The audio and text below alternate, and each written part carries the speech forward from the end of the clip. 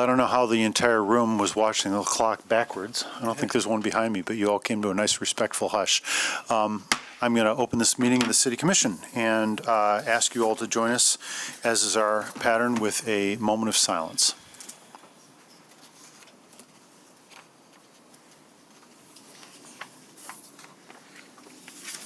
Please join us in the Pledge of Allegiance.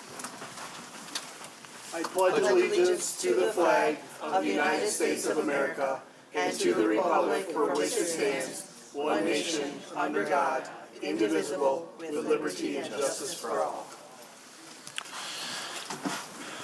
Thank you. Mr. Clerk, if you could call the roll.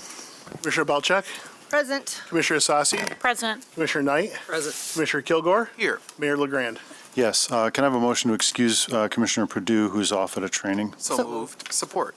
All in favor, say aye. Aye. And if our interpreter could come back and explain her role. Buenas noches, mi nombre es Sandra Níquel, estoy aquí para interpretarles, traducirles a algunos de ustedes que no hable inglés, de inglés a español y de español a inglés. Estaré con mucho gusto leyendo o traduciendo lo que digan. Good evening, my name is Sandra Nickel, and I'm here to help you understand and be understood. If you don't speak English, I will interpret from English to Spanish and vice versa. Thank you. Thank you. This brings us next to our first opportunity for public comment. This is on agenda items. So if there's an item on the agenda that you'd wish to address the commission on, please take a glance at the rules up there and come up and address us. Thank you.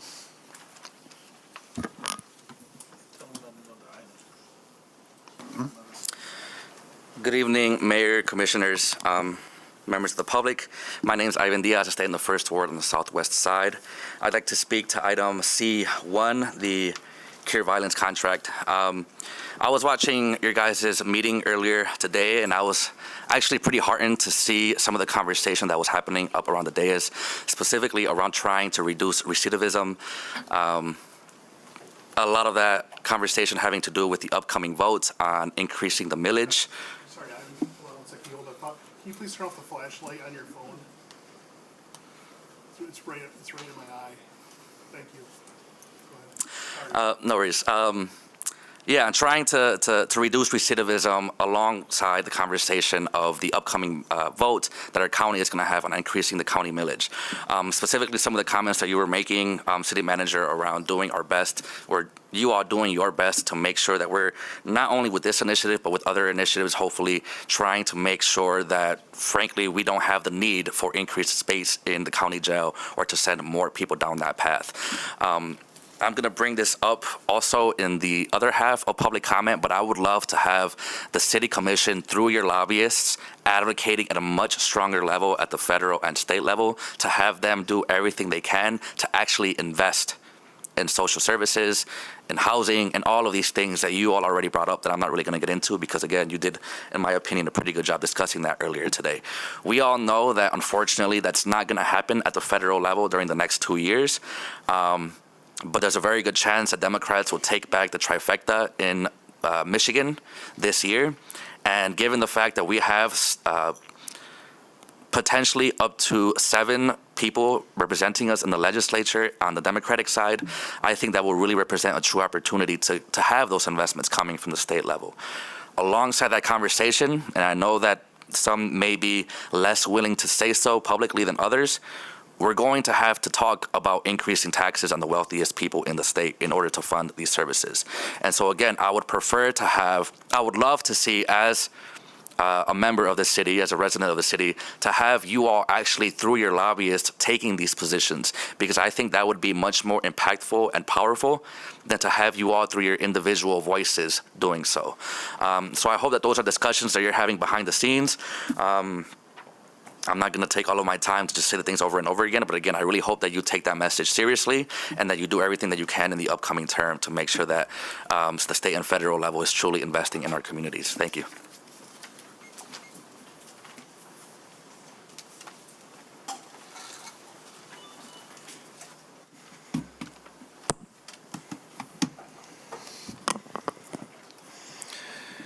It's not even remotely okay that Donald Trump outlived Dolly. Good evening, esteemed commissioners, city attorney, city clerk, city manager, Mr. Mayor, and all of our hardworking city staff. Thank you so much for taking the time to listen to and engage with the public, and for allowing us the privilege of these 3 minutes at this revered podium.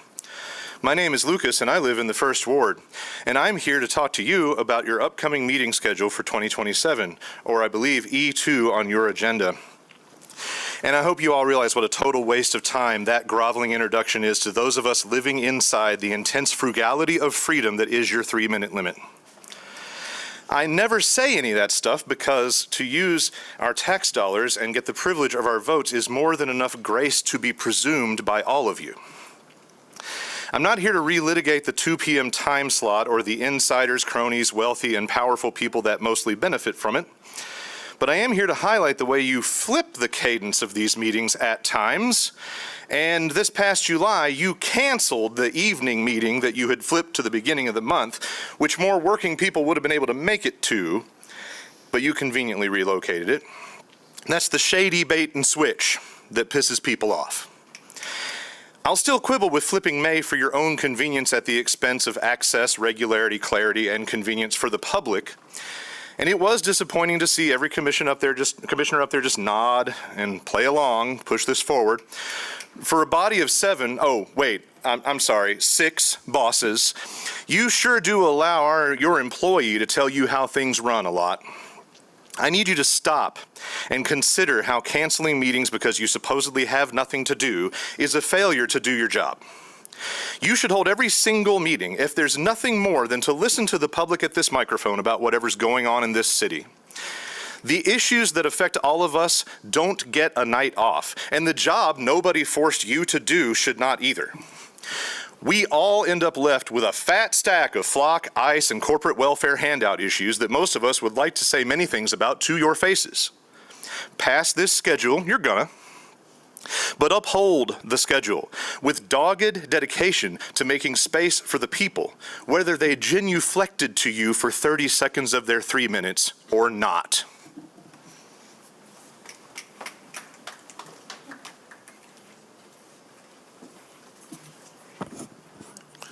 Hello friends, Mark from Grand Rapids. CDC number 6, the resolution involving a contract agreement with VO for the shared micromobility services.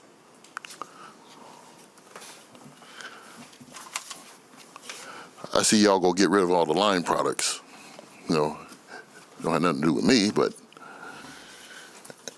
and you're having a contract with a new company.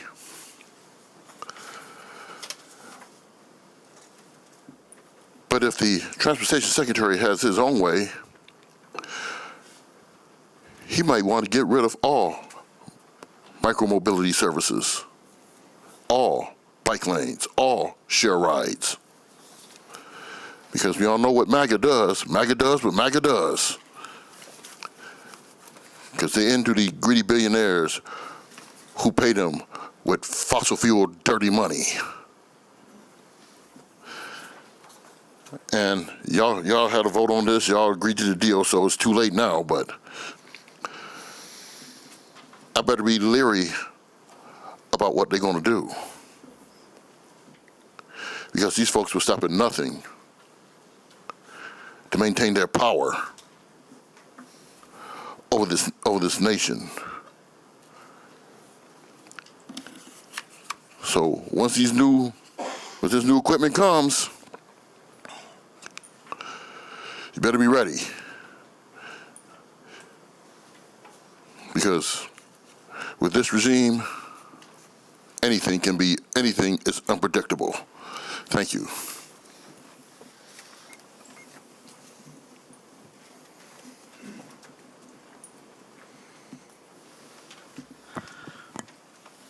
Mayor LeGrand, Mr. Washington, commissioners, staff, my fellow citizens. My name is Daniel. Been a resident of the city over 30 years. Again, my real identity is I'm a follower of the Lord Jesus Christ. I would like to address Number 9, letter C, the resolution authorizing a contract with Cure Violence Global for $125,000.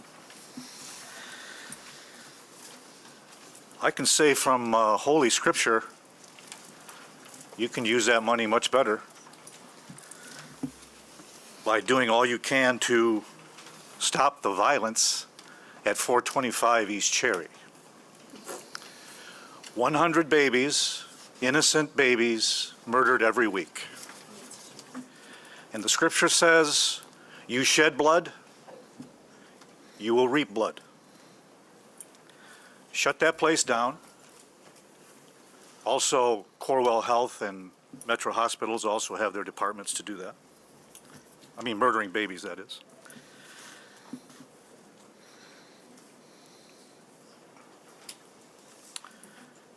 Hopefully, we never become like California and Washington, where now babies can be born and their parents can wait 30 days after birth to decide to destroy the child. If you get bored, look it up. You can Google that.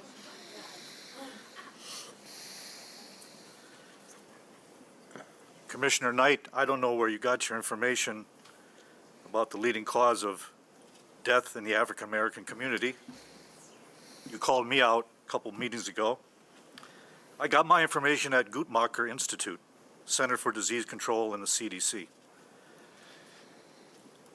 where they said and documented the leading cause of African American death in the United States is the killing of their babies. That's why they set up their centers in the inner city, many of them. And of course, again, Margaret Sanger, the founder of Planned Genocide, i.e. Planned Parenthood, said we must destroy them. We must destroy the black or the Negro community, quote. That's the spirit of 425 East Cherry. I would encourage you to spend your money more wisely, our money. The violence will decrease, I assure you.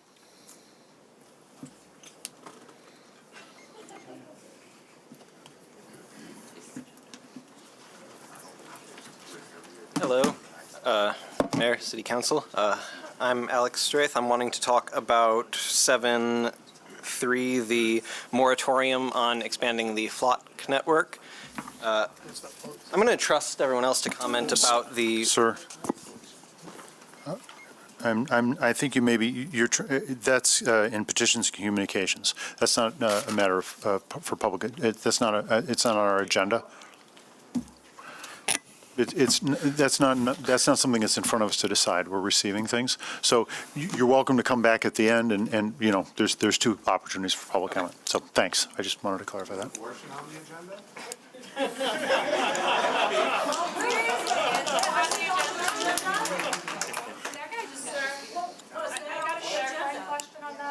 Absolutely. It's my first time here. Sure. So you saying public... Mayor, she needs to come to the mic.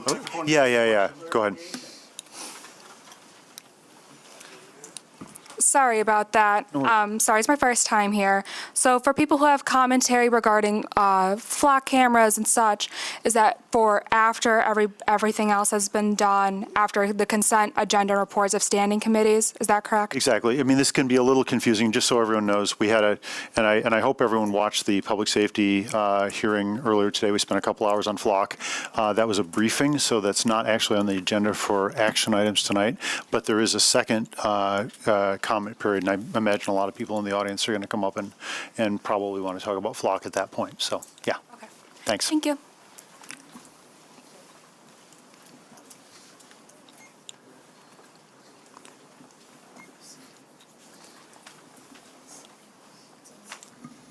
Hello, everybody. Hello, Commissioners, Mayor. My name's Eric. I'm in the second ward. Commissioner. Just wanted to say real fast, the VO thing, the no cost agreement or whatever, I'm glad this was on here because I did just want to say, like, thanks for doing that, like, picking that. I was a fan of Spin in the first place, and it got overruled by Lime. So, and I have become kind of like a menace with those Lime things. I live right next to one of the, like, parking spots. And so it's been really nice. And I was in Denver, and Denver actually uses VO. So it was really interesting to see the technology, and it's, like, just vastly superior. Also, the cost options being good there. So I just wanted to say, like, I'm really glad that that was approved. I'm glad that there's still attention to that. I had never, ever really done the whole, like, e-bike, e-scooter thing for, I mean, really ever until I moved into my new apartment. And so, I mean, I guess with that, just like, I obviously hope, and I know this is true, Mayor, because of how you tend to travel places, like just the more expansion of bike lanes, like more safer lanes, you know, making sure we have some options. I know part of those, I know the VO stuff has specific sidewalk related, like traffic speed adjustments and stuff. But it just gets really tricky on some spots. I live like just over by Wealthy and places over there. And so it's tricky when sometimes the bike lane is kind of anticipated to be where the cars are parked on the streets and stuff like that. So it just makes it a little tricky. You get a lot of beeps, you know, people almost hitting you because they think you're not supposed to be in the road. So obviously just the more we can continue to kind of reinforce, you know, those e-bikes and the forms of transportation being safer would be really great. So I just wanted to say I'm really glad that we're changing our vendor and hopefully getting the cost down a little bit because Lime takes up quite a lot of my money even with the Lime Pass. So thank you.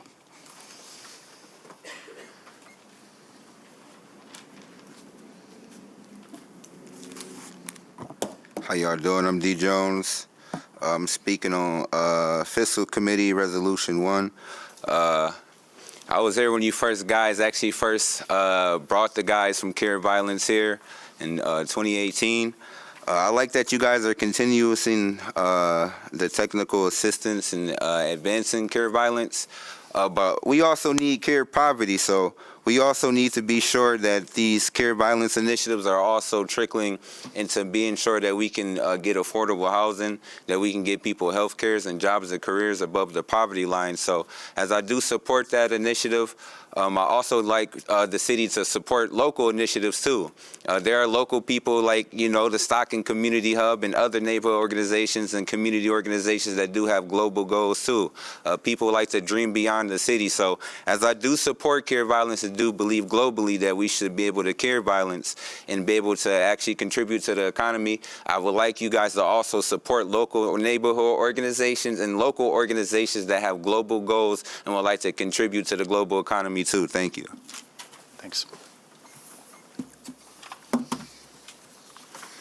Hi, I'm Martha Cooper from Grand Rapids. Point of order.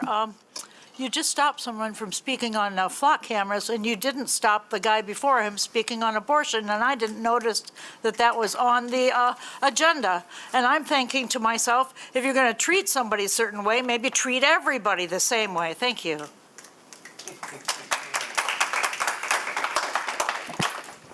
Good evening. My name is Cindy Hicks, and I live on Sheldon Avenue Southeast on the 1000 block.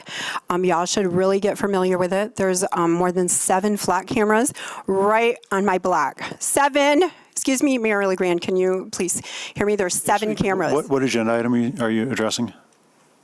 I am addressing Fiscal Committee number 1, Cure Violence, because I'd like to talk about how Cure Violence has not cured any violence, not where I live, and I live right in the middle of it all. My neighbors, there's teens and 20s, they're like burying their friends and their family members. Every single day that I get on Facebook, there is one more person that's losing someone in their life to extreme violence. I really get so upset when I get no eye contact. I really feel like you don't give a shit. I feel like you don't. This is extreme. 2 nights ago, they beat a kid. The GRPD pulled a kid out of his car, and he said, "Why are you doing this to me?" It's all on video, not just mine, but several people took videos. And then 10 officers lined up in front of us like we were going to have a mob or something. We're just neighbors videotaping them beating and harming another resident due to a flock camera. But item C1, Cure Violence, no, I would recommend that you take one officer's salary and divide it by 4, and 4 young adults would have those jobs in Park and Rec. How would I know how to do this? Because I used to be the last few mayor's representative for community development. I'm very familiar with budgets. I've managed million-dollar accounts for other investors. I know what a budget line item looks like, and I know what a flat camera looks like. And 7 of them on one block is, what, not excessive? And they said it's only to track crime, but they did admit that there's crime in every neighborhood, but flat cameras are not distributed evenly according to every neighborhood. But we won't answer that question. But cure violence, yeah, haven't you given them money now for a few years? What's happened? An explosion of violence? That's because every time a GRPD officer grabs a kid off the street, most likely someone around them in their circle is going to get bullets in their house. Somebody want to call me a liar? You want to call me a liar? Please do. Okay? That's called mistrust. Nobody trusts the cops, and nobody definitely doesn't trust you after you've been in that car. Okay? So please, I would say rethink giving money to cure violence. As far as I'm concerned, I've experienced a hell of a lot since they've gotten money. But thank you.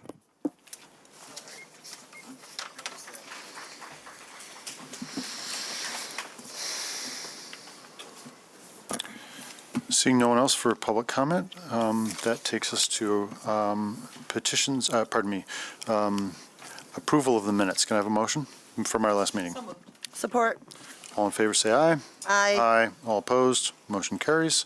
That brings us to petitions and communications. Mr. Clerk? First one is communication received from Jolena Spelling expressing disappointment in the Cambridge Park pilot program. Received and filed. Communication received from the concerned clergy of Grand Rapids expressing concern for the Grand Rapids Police Department's use of force on Friday, June 19, 2026. Received and filed. Communication received from Remy Monahan urging the City Commission to reject, prohibit, or place a moratorium on the installation or expansion of automated license plate reader systems, including flock safety in Grand Rapids.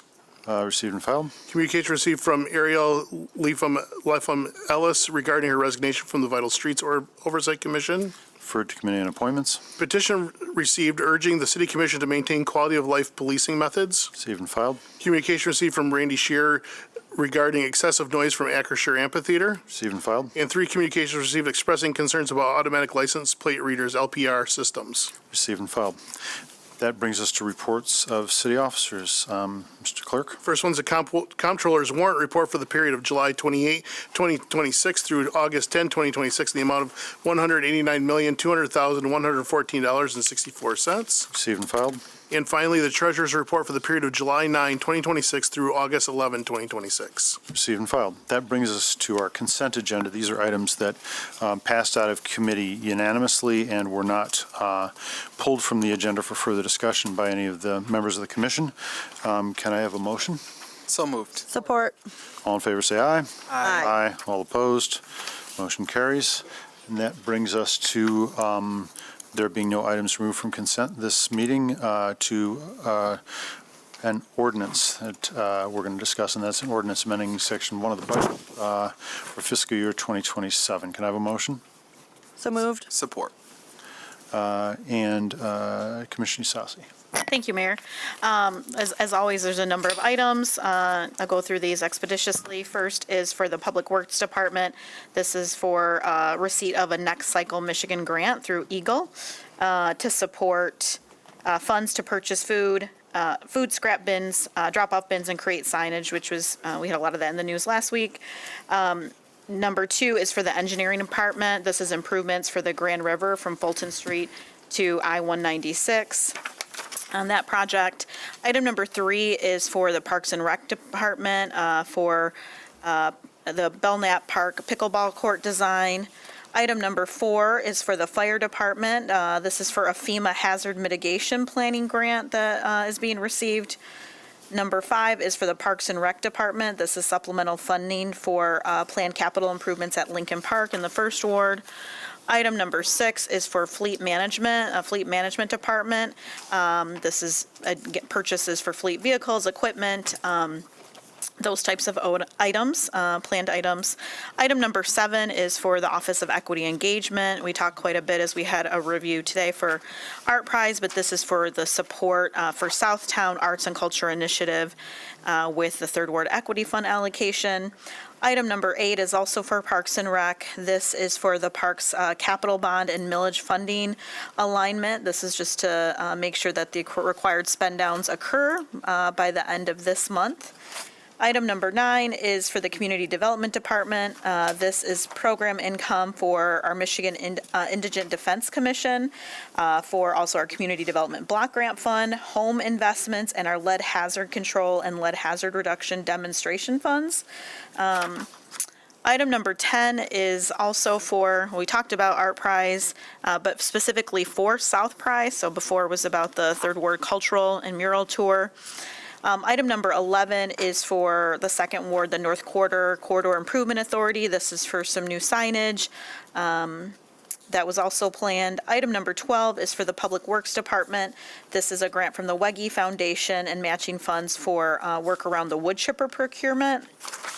And that is the last of those items out of this ordinance, Mr. Mayor. Thanks. Thank you. Any discussion, colleagues? Commissioner Gilgar. Yeah, thank you, Mayor. I'd also like to just lift up some things. I do plan on voting yes on this item, but just some things for the public to highlight.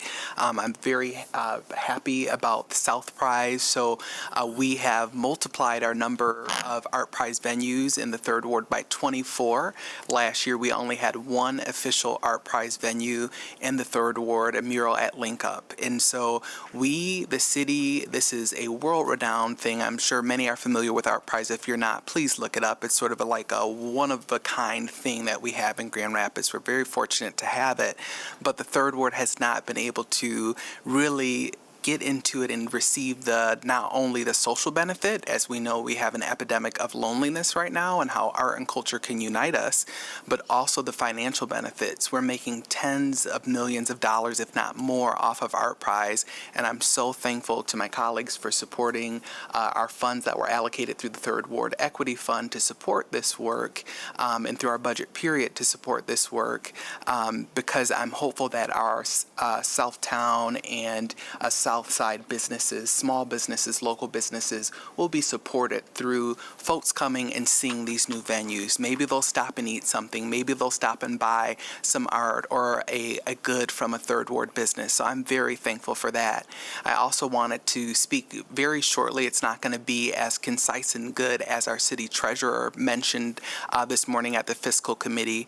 I'm very thankful for the folks who came out to the public safety committee, but I'm hopeful that you all will, while you're working, if you're able to tune into some of our committees that happen earlier in the day, because we have some really good just bites of information. And one of those was from the fiscal committee, and the city treasurer said, the landscape of the economic landscape that we're seeing, some of the dysfunction from Washington, but not all of it leads back to that. But as you all feel at the pump, where gas goes from $3 to then $4.30, some of our contracts, such as the fleet contract that I'd like to speak directly to that Commissioner Isasi just noted, have escalation clauses. So when we have such dysfunction in this really rocky landscape with our economic outlook right now, it causes us as a city to pay more for goods and services that we need. So it's something to continue to think about in this economic landscape, and I would encourage people to continue to talk with their federal representatives about what decisions in Washington are being made that trickle down to the city and take away dollars for things, take away dollars that we could be using in other places that constituents want us to use. So those are two things I want to highlight from the fiscal committee, and just want to continue to encourage people to tune into that, because it is very helpful, and the city treasurer is going to say it much more gracefully than me about the impact of some of the financial outlook right now. Thanks. Okay, Mr. Clerk, this is a roll call vote. Can you call the roll? Commissioner Isasi? Yes. Commissioner Knight? Yes. Commissioner Belcheck? Yes. Commissioner Kilgore? Yes. Mayor LaGrand? Yes. Can I have a motion for immediate effect? So moved. Support. All in favor, say aye. Aye. Motion carries. Thank you. There being no city commission resolutions on the agenda for tonight, brings us to public hearings, and I don't know that I saw someone from Economic Development's coming up, not Ms. Renero, but this is, we're going to couple these two public hearings. These are both related to an industrial development district and an industrial facilities exemption certificate for City-Built Brewing for an operation at 1560 Taylor. And if you could just, for the public, frame the benefits and the conditions for it, just generally explain what the industrial facilities exemption is. Sure thing. Good evening. I'm Rachel Gray from the Economic Development Department. This is for a 12-year industrial facilities exemption certificate located at 1560 Taylor Avenue, and the project is with City Built Brewing. So that is a Grand Rapids-based craft brewery, tap room, restaurant, and a full-scale beverage packing operation. They distribute statewide. So this project would support the company's expanded beverage production and continued growth. The proposed project, again, at 1560 Taylor Avenue, is a half-acre property, and it would rehabilitate the vacant property for use as a beverage production facility, a tap room, and commercial use. The estimated total project cost is $1.6 million, and $1 million of that is eligible for the industrial facilities exemption certificate. This project would retain 14 jobs and create 12 new jobs. The average wages would be $30 an hour. And it is valued at approximately $100,000 a year, or $1.2 million over the 12 years. And I have here the owner, Ed Colzano, with City Built to speak a little bit more about the project.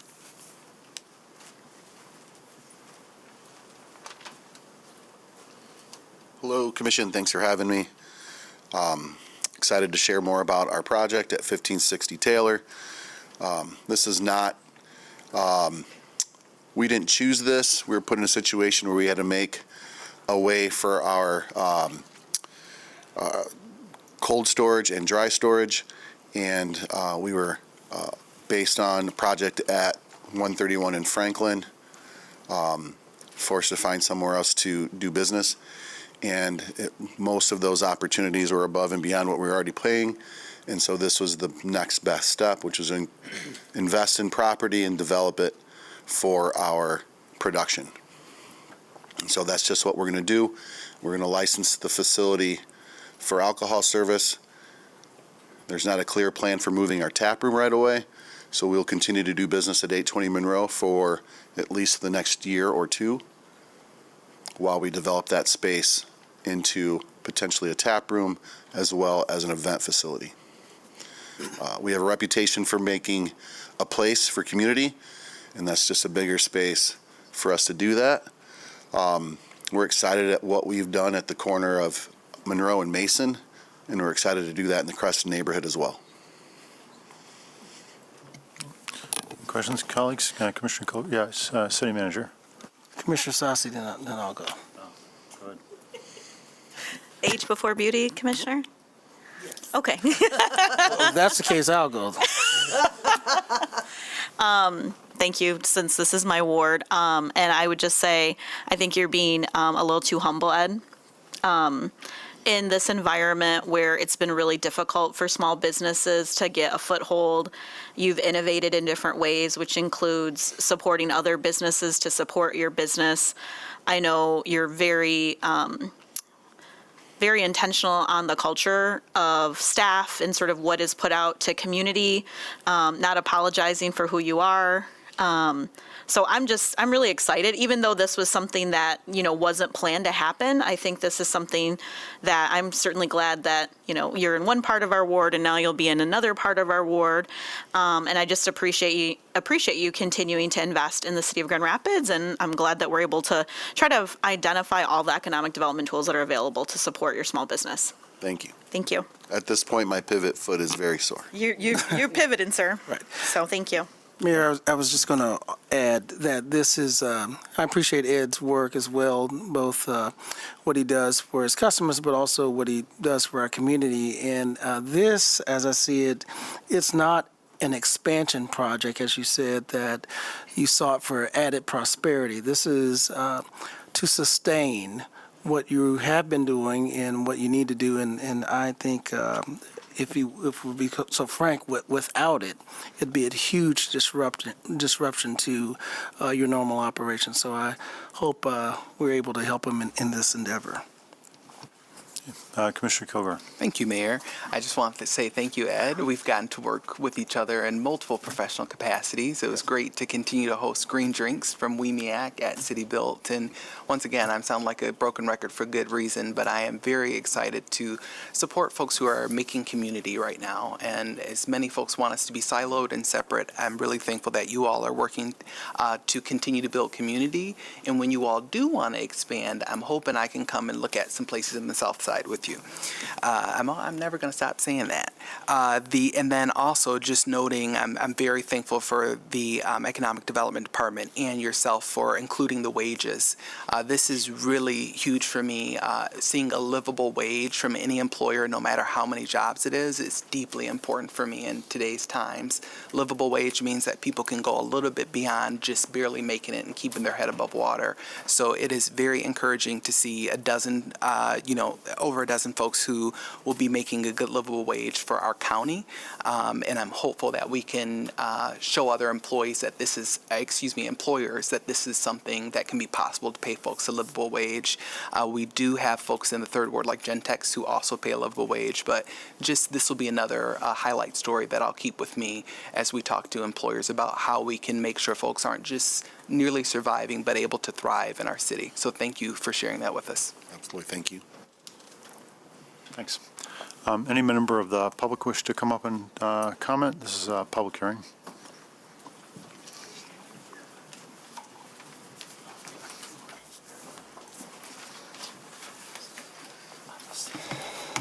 On the City Built matter, in case you're confused, I'm sorry, this isn't our second round of public comment for general comments, but this is regarding this item.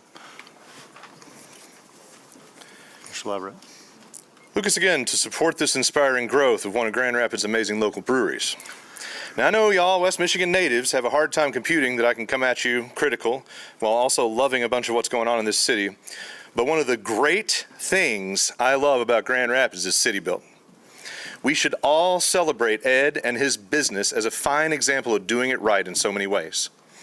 This is also an example, however infrequent, of how the little guy can have access to the same support you shovel at the oligarchy in this town. When I complain about that, I would be derelict in my civic duty not to come and encourage this. City Built also seems to be a place that understands the idea of being a business citizen. I was overjoyed when I saw Ed speak up about the stupid street closure management, lack of contractor oversight, horrible communication, and lack of placemaking offsets that we all too often see in GR during construction projects. As a business that clearly cares about the community, seeing them grow and expand is nothing but good news for future crucial conversations in our evolving town. I hope that your counterparts in the corporate overlords controlling the menus at our city venues like the arena and amphitheater are paying attention too. Because it's a crime against everybody's taste buds and our local economy that City Built and others have been shut out of the taps at Van Andel and Acrisure by the likes of Legends Global and Live Nation, to whom our county has surrendered their responsibility to administrate and operate publicly owned venues. It was deeply satisfying to see a packed house at City Built during the Dave Matthews shows. For people like me that openly endorsed the hotel tax, this is an activation of local business like we were supporting. But I bet those fans would have loved to buy some 5th Street hooligans or werewolves while they rocked out. Now, I know y'all seem to want to make everybody guilty by association in this city's immature high school cafeteria of politics, but nothing I just said was co-signed by anybody at City Built. Before you hold Ed responsible for anything I've got to say, I want you to know he hasn't even implied that I'm getting a free beer out of this.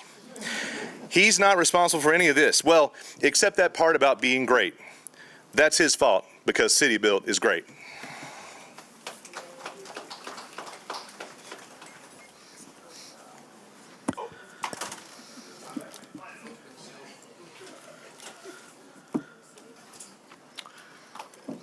I oppose this venture. Once again, I have ministered in Hartside neighborhood for 46 years. I see the results of alcohol abuse almost every day. Now it's spreading to the west side, Lexington, Bridge area. Drive down there sometime. One of the leading causes of broken marriages, child abuse, violence, homelessness is alcohol. Again, the Almighty Lord God proclaims in His holy scriptures, the Christian Bible, woe to him who gives his neighbor drink, who puts a bottle to him and makes him drunk. That you may look on his nakedness, you will be filled with disgrace rather than honor. Scripture declares the drunkard shall come to poverty. I've seen it for 46 years in Hartside neighborhood, and now I'm seeing it in other parts of the city. Our guests talked about all the financial benefits. Please consider the negative financial benefits. The drunkard shall come to poverty.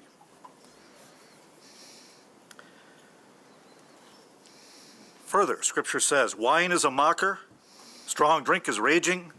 Whosoever is deceived thereby is not wise. They who practice drunkenness shall not inherit the kingdom of heaven.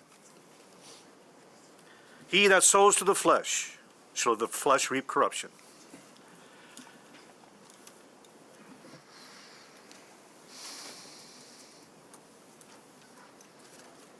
As I've said before, I was a drunkard myself until Jesus Christ changed me. So I've seen the results firsthand. I oppose another brewery in this city. Thank you.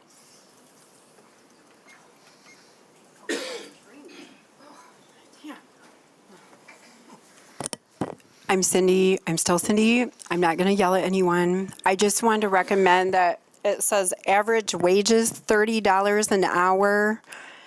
Cure Violence needs to take some notes, guys, because $30 an hour is a livable wage. That helps cure violence. That's all I have. Thank you.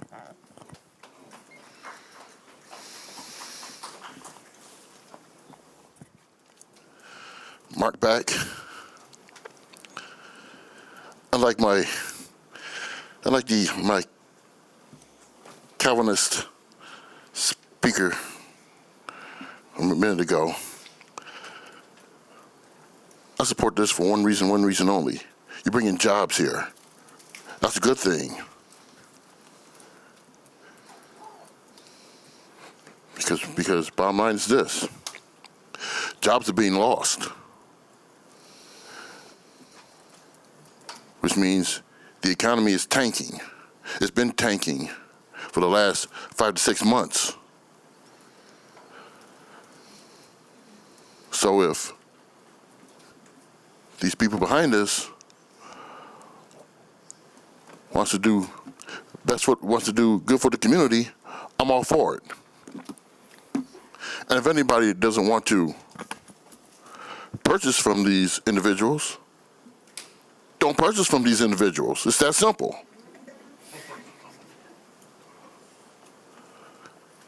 Because craft brewing locally is growing. Because hey, Woodward Sports has sponsorships with their rival company here in Grand Rapids. So what's wrong with a little competition here? So therefore, I congratulate these individuals for bringing more jobs into the community, helping the community, and if they want to do any guerrilla marketing, they can get their products out to the public, and if they like it, they can come. Because it's like this. The curiosity brings them in. The attention and their products and the prices will bring them back. Thank you.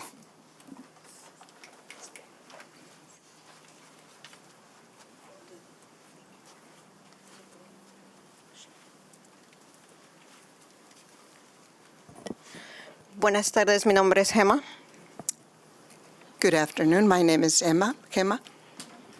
I just want to support City Build because they're always supporting the community. Quiero apoyar a City Build porque ellos siempre nos apoyan. Y solo espero que siga apoyando a la comunidad. And I just hope the rest of the community continues to support it. Y que no haya una cámara flag ahí. And that there is no camera supervising there. Oh, that there is no flat camera there. Para que nuestra comunidad pueda ir a tomar una cerveza o a disfrutar en familia en su establecimiento de él. So that our community can go there and enjoy a beer with the community at that place. Gracias. Thank you.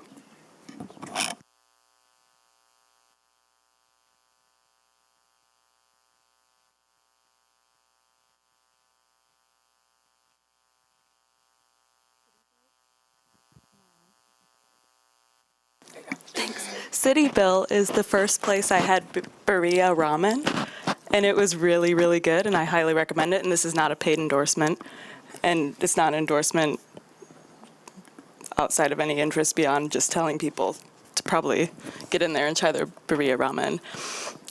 I thought it was a little bit interesting that the time didn't stop when her interpreter was speaking, though. I feel like she should probably get a little bit of time for that. And I did not really like That's fantastic. Thank you.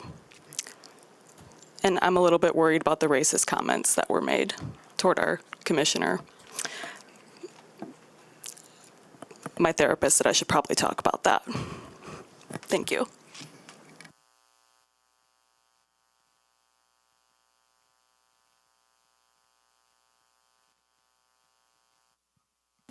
Thanks. Seeing no one else, I will close this hearing and refer it to committee of the whole. Can I say one thing before we get into public comment? Sure. We're about to move into public comment, and Mr. Clerk. All right, so just because of all the people in the room, everybody will get a chance to speak. There's no need to go running to the side wall and line up all throughout the room. Everybody will get a chance. Please keep that doorway open because that is your exit from this room. So there's no need for everybody to go line up against the wall. Everybody will get a chance to speak. As the line dwindles down, then if you want to go in line. So I just want to make sure we don't have like a mad rush over to that side wall. So just want to make sure we keep a order. So so Mr. Diaz is starting the line, but there's no need to make a rush all over there. Also, you can just sit in your chairs a little longer and be more comfortable. Mayor. Yes, absolutely. One more thing before we start. Yeah, just that was my question of just a point of information of how are we going to do the sort of cycling for folks who are downstairs? Yep. So there are fire limits on the room. So if you've spoken and you want to make room for people downstairs, totally up to you. You can stay, but if you leave, other people will be able to come up and make public comment. We're not kicking anybody out. The other thing I'll say is I think everybody up here has got note-taking abilities and note-taking mechanisms, and we all tend to take notes.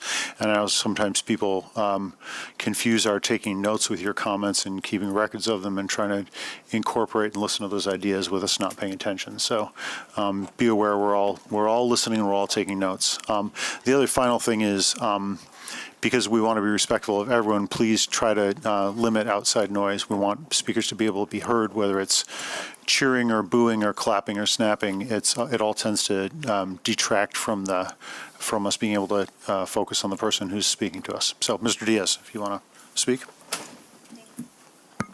Yes, thank you. And again, still Ivan Diaz, still live in the First Ward, Southwest Side. Thank you to the community members for pointing out the people who are still waiting downstairs. I will be leaving as soon as I finish, and hopefully others will do the same just so that we can have more people able to come up. I want to talk to the City Commission to all today about Flock. Probably no surprise to you all, probably everybody behind me is going to talk to you all about that. I actually did watch the entire City Commission earlier today and the public safety hearing. They actually did answer a lot of my questions. I'll be frank in saying that in my opinion, and actually I was talking to the chief on my way up here, crime is going down across the entire country. And in my opinion, most crimes, a lot of crimes were able to be solved before Flock rapidly expanded across the entire country. So my preference would be to not have Flock cameras, but I can't have what I want all the time. So what I will say is the top recommendation that came to mind for myself after watching the public safety hearing earlier today was potentially having somebody else that's not GRPD and not Flock auditing those records. I was reading a news article that I think said that there's a separate company that's currently doing that. I don't know if that's the case or not, but I would rather it be somebody that's a lot more closer to home here in Grand Rapids for our local cameras, so that we actually have somebody that we can go and talk to about our concerns or know who we need to go to review those audits. Additionally, I would like for when the time comes for you all to renew this contract, so I don't know if it has to be done before. I know that the Flock representative was saying that the feds don't have access to these cameras, that there's no contracts currently. I think it's specifically what he said with the feds. I hear that, but I also know that the feds have a lot of toys that they can use to do all kinds of things. These things are watching us all the time. And so, again, my preference is to not have this mass surveillance all the time. I was, again, saying to the chief today that I've got a different perspective when it comes to law enforcement just because of growing up all the time going to Mexico and being in areas of Mexico that are being fought over by cartels. We need to have law enforcement that is keeping us safe. But I think we all know that given what's happened here locally over the past couple of years with GRPD and people who have been killed by GRPD, GRPD officers that have helped ICE when our community members, a lot of them who are behind me, show up to protect our community. Protecting ICE is not what's best for our community. So again, based on what I said earlier, I would love for you all to use your lobbyists to advocate more forcefully to the state and federal government to actually keep us safe. If you all don't want to do it as a group and want to do it with your own individual voices, great. But I think building trust with the community by actually being in a lot of these places personally will do a lot for all of us to increase the public trust. And that's all I got. Thank you.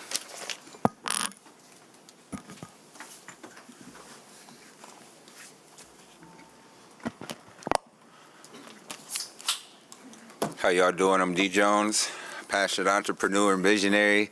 It's been a little hot second since I've been here, but I am the chairman of the Stockton Community Hub, so I have to definitely say that I like for the city to actually support our vision, to support local organizations. David, you made me a promise that you would support us, and I'm going to keep holding you to that, David, because I'm a man of my word, and I've stood on business for the community, and I'll continue to stand on business for the community. But we needed your support, David. We needed your voice. We needed you, David. And I really like you to support our vision, to support other neighborhood organizations and associations too, because they understand their side of the community.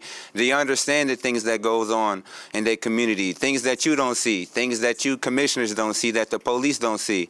I believe you need to support organizations that know what's going on directly in their community, David, and every single commissioner up there. So I'm not just asking you to support the Stockton Community Hub or Cure Violence or any of those organizations to support our community just in general, and be sure that you stand up to them, but before the billionaires, before special interests, before big utility companies, but stand up for the everyday people, because that's something that we do every day. We stand up and we hold each other together. We probably have our difference in policies and politics and political ideology. I'm one of Lily's senior advisors.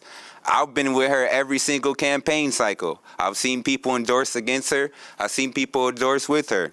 But I've seen there and I've seen the different sides of politics. So I believe that we all want better for the community and that we can do better. And let's be able to see what this next election is going to bring us. But hopefully through the next election, we'll be able to continuously support neighborhood organizations and associations.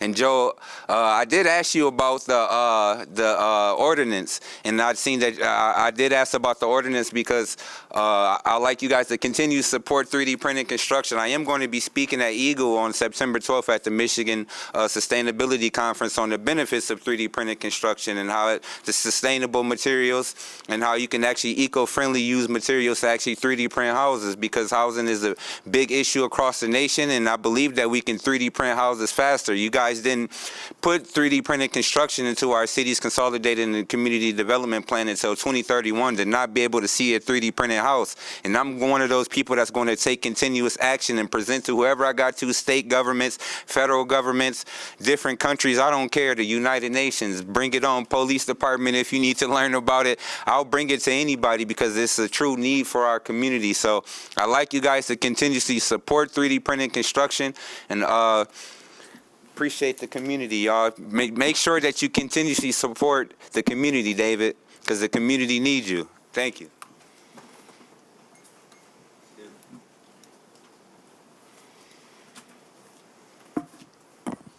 Good evening, Mayor and Commissioners. My name is Sheena Walls, and I'm a resident of the 3rd Ward.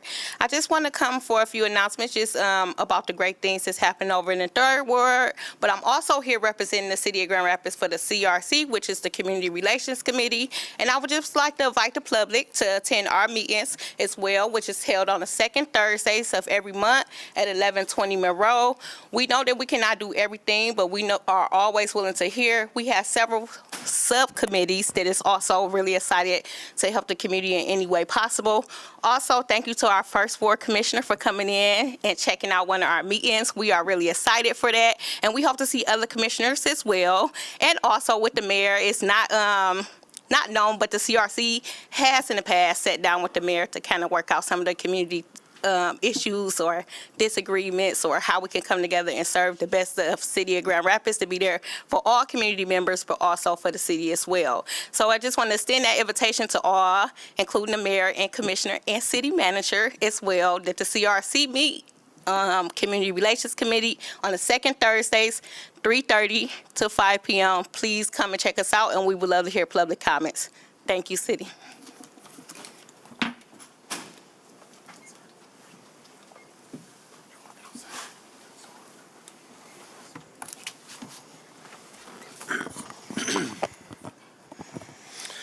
Lucas Trilogy, we've all heard the Ben Franklin quote. I won't belabor it more. Today we got some word salad and a few genuine concerns from you about Flock. But we still have a corporatist government holding back the will of the people. And we again see the collective bargaining showing up as a reason crap like Flock gets grandfathered. But hey, everything's going to hell, crime is rampant, and fear should drive us every day, a narrative regularly debunked by facts and statistics, including last week's latest FBI numbers on dropping murder rates.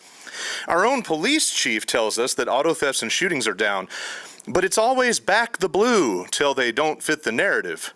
Just ask the J6 insurrectionists. Anecdotal manipulation and gaslighting is always the crutch when the carpetbaggers come to tap dance like we saw today.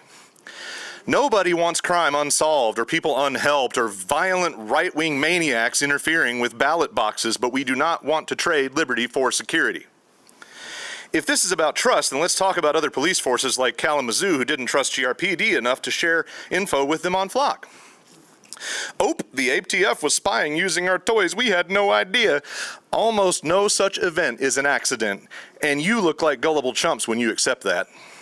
None of these supposed tools is ever as limited as it's sold to be. We cannot trust GRPD. We know better. We have eyes and ears. Why should we take their word for using search filters?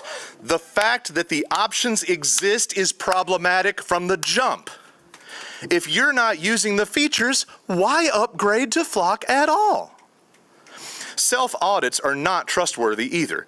Flock overseeing their own audits and referencing federal law or certifications is useless in a MAGA hellscape. And Flock saying they aren't working with ICE is irrelevant when we already know their client, GRPD, can't seem to square the truth about their ICE cooperation. And when somebody goes sideways, we already know filing complaints don't do any good, cops always get out of trouble, OPA is almost useless or hamstrung by more cop union BS. Flock is just a lazy and dangerous shortcut. Human-based public safety is all we need. Not every new tech needs to be popular. No curated tales of success are ever going to pardon the evils of this sinister, oppressive technology. Today, you kept talking about changing people's minds. Why don't you change your minds? Stand for our rights against the tech bro, big brother, oligarch-serving police state. At least 3 of you up there were elected to do that by us, and we can unelect you real fast. It's time for you as elected leaders to boss up, take control, draw lines in the sand, make demands, and put hard third-party scrutiny in place like you should have done without us having to tell you to.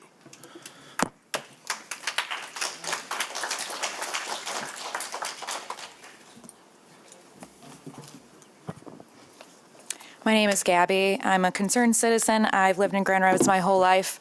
I graduated from City High. I graduated from Grand Valley State University. I'm a food banker, an advocate, and a poet.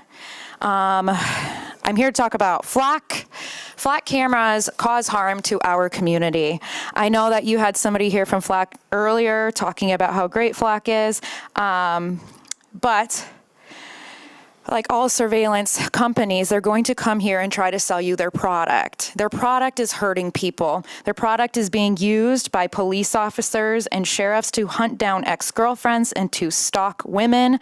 They are being used by ICE and CBP and police to stalk protesters, and they are being used to enact violence on our most vulnerable communities. We don't want Flock in our cities.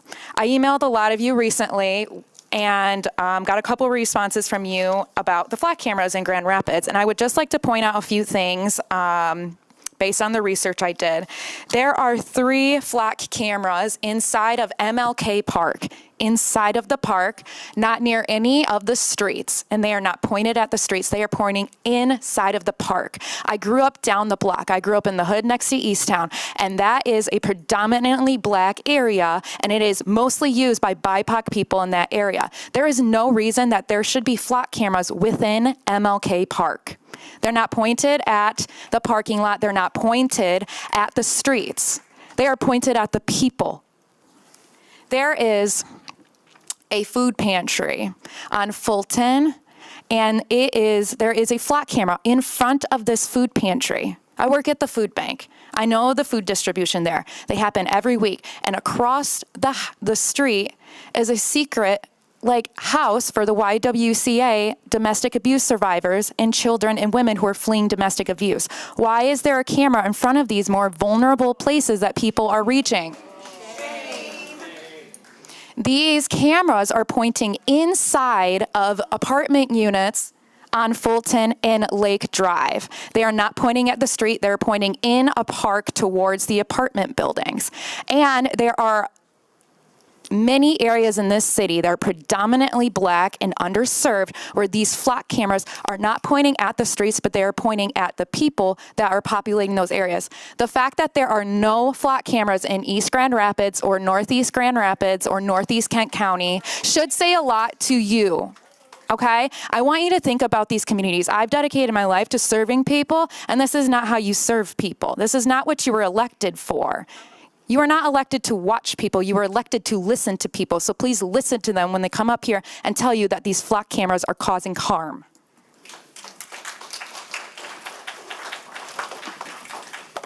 Thank you.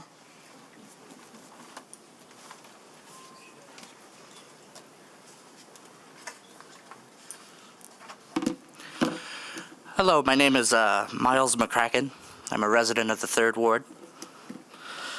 First off, I want to apologize if my message comes off as overly confident of the powers that this commission may have. I'm a 21-year-old college student, and I still have a lot to learn about our local government. I came here to speak on Flock and how we, the public, have concerns about its misuse. There has been other cities where women have been stalked. What happens when our culture becomes crime? All of us, every single person in this room, and I know I'm supposed to address the board,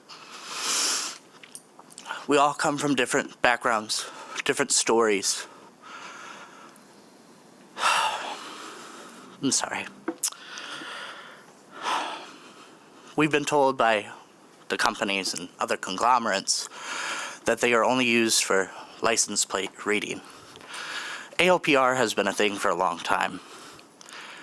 In highly populated cities, police cruisers are fitted with ALPR systems that when a person who has committed a crime drives past, they get a hit on their computer. So I don't really see a reason to have cameras facing parks, facing our food banks, places where the most vulnerable, the most susceptible people in our society can be targeted by these things. I feel as if technology is advancing in ways we have never seen. I ask that any funding or investment that goes towards AI or FLoC from this board be stopped until companies can guarantee that these technologies won't be misused. I heard what Commissioner Kilgore said about asking our representatives in federal government to make a difference or a change. But we both know that that's not going to happen until local governments share the same concern as their public, or a change in public vote come November.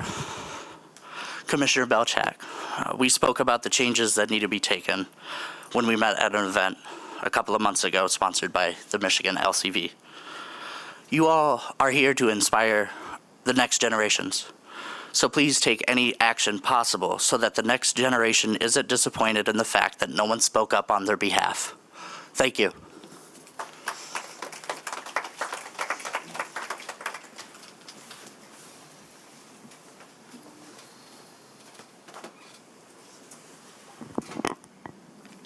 Hello, my name is Sadie Boxell. I'm a resident of the First Ward. I apologize, I have nothing prepared for today, and I'm very tired, so I'll try not to meander too heavily. But I am here to express a firm opposition to the placement and the rapid expansion of the FLoC network in the city. It has expanded massively just within this past year, as other people have said. There were already other systems of identifying license plates. There's absolutely no reason that these privately owned cameras that go into privately owned databases should be put all over the city.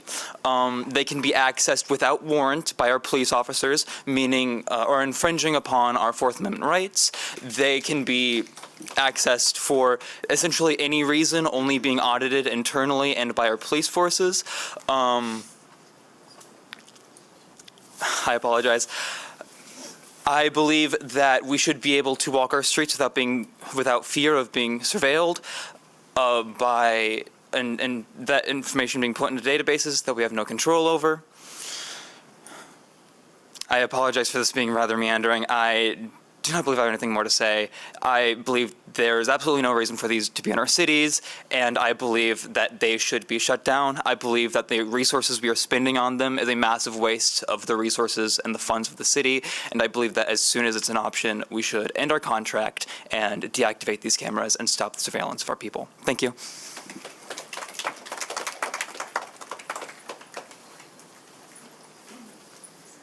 Hello, my name is Emma. I'm a resident of the Third Ward. Say thank you to everyone who also came up here and spoke out against FLoC. I'm here to join them. There's a lot of people here in the city who are against it. I think it's the most unpopular thing in the world. You ask anybody and they are against FLoC. So I'd hope that all of you would follow suit. There are other cities that have deflocked here in Michigan, such as Menominee. I don't know how to pronounce that, but I think that we could get, thank you. I think that we could get Grand Rapids to do that. We're easier to pronounce too. In Ypsilanti, they've bound ALRPs entirely. Like, they've done it, so why can't we do it here? There's precedent here. So it's up to all of you to protect our constitutional rights. The gentleman said this earlier, but I just want to reemphasize again. A filter does nothing to separate data from immigration-related stuff. That means that it's already been fit in and labeled that, and then you're just pressing a button, be like, I don't want to see it. That's not how AI works. It's already profiling people. It's already pulled in data, your social security number, where you've been, what McDonald's you went to, what time, how many times. All of that, it's already in there, and it's in the hands of these ridiculous tech bro billionaires who think they're, I don't know, Batman or something, but they're just giving Hitler. Like you really trust these corporate, private companies with all of our data. Data I wouldn't even trust my grandma with. And they just have it here. That's not, it's against our Fourth Amendment, right? As was said earlier. And I just want to ask if you are with us, the citizens, or if you are for these private billionaires, because you're not them. You're never going to be a billionaire. Sorry. You're with us. And we can and we will vote out anybody who supports Flock.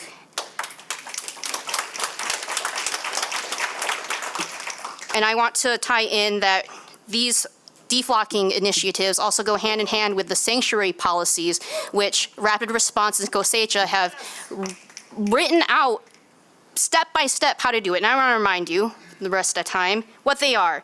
Policies that prohibit local law enforcement from detaining individuals on civil immigration warrants. Paper violation, that's it. We are treating them, it's giving, again, Japanese internment camps, it's giving Nazis, it's horrible what we're doing. We need policies that prevent the GRPD and Sheriff Department to collaborate with ICE. Policies that prohibit the sharing of personal data gathered by the city and county, including by Flock.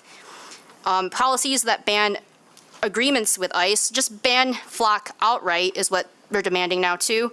Policies that oppose the establishment of detention centers in the city and county limits, and policies that prevent agreements with entities that have contracts with ICE. So this is how you protect your neighbors. This is how you protect all of us and yourselves. Thank you very much.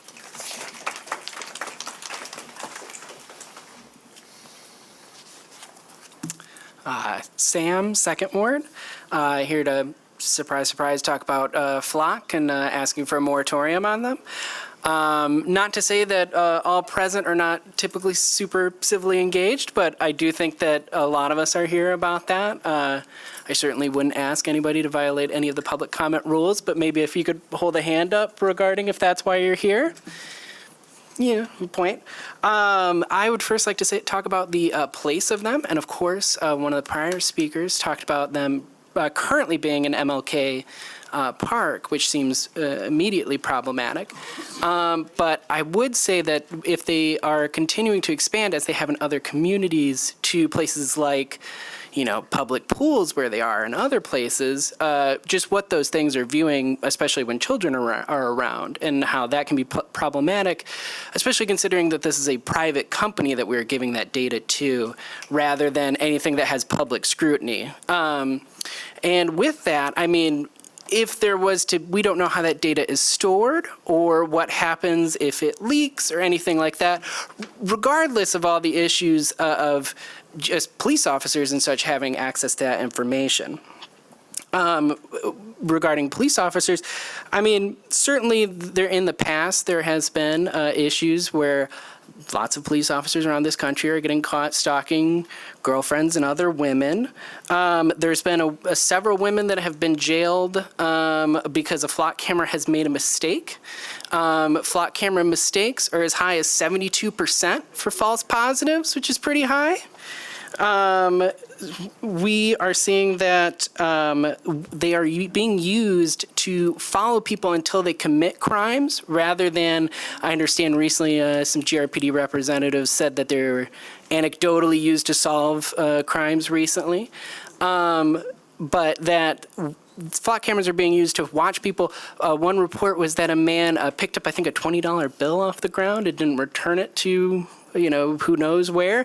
And then he was arrested for that because somebody was able to sit and watch him on the flock camera until he did something wrong. And all of this, of course, is while crime is down nationally and at least within certain major crimes, down within the city as well, that we are putting all this resources, police time and funds into the cameras themselves to make this massive expansion that violates our Fourth Amendment rights. Thank you.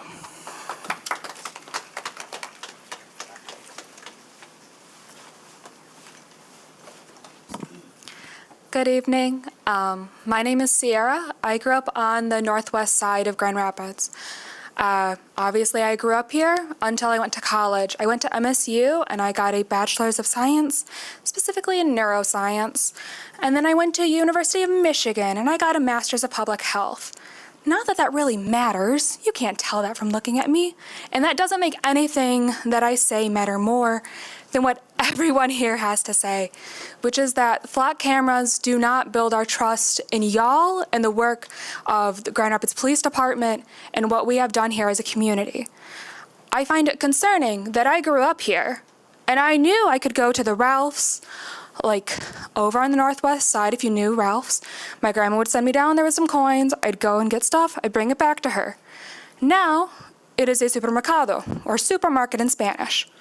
But there's a flock camera there, but not a flock camera on the northeast side Aldi next to Myers. I'm just wondering why.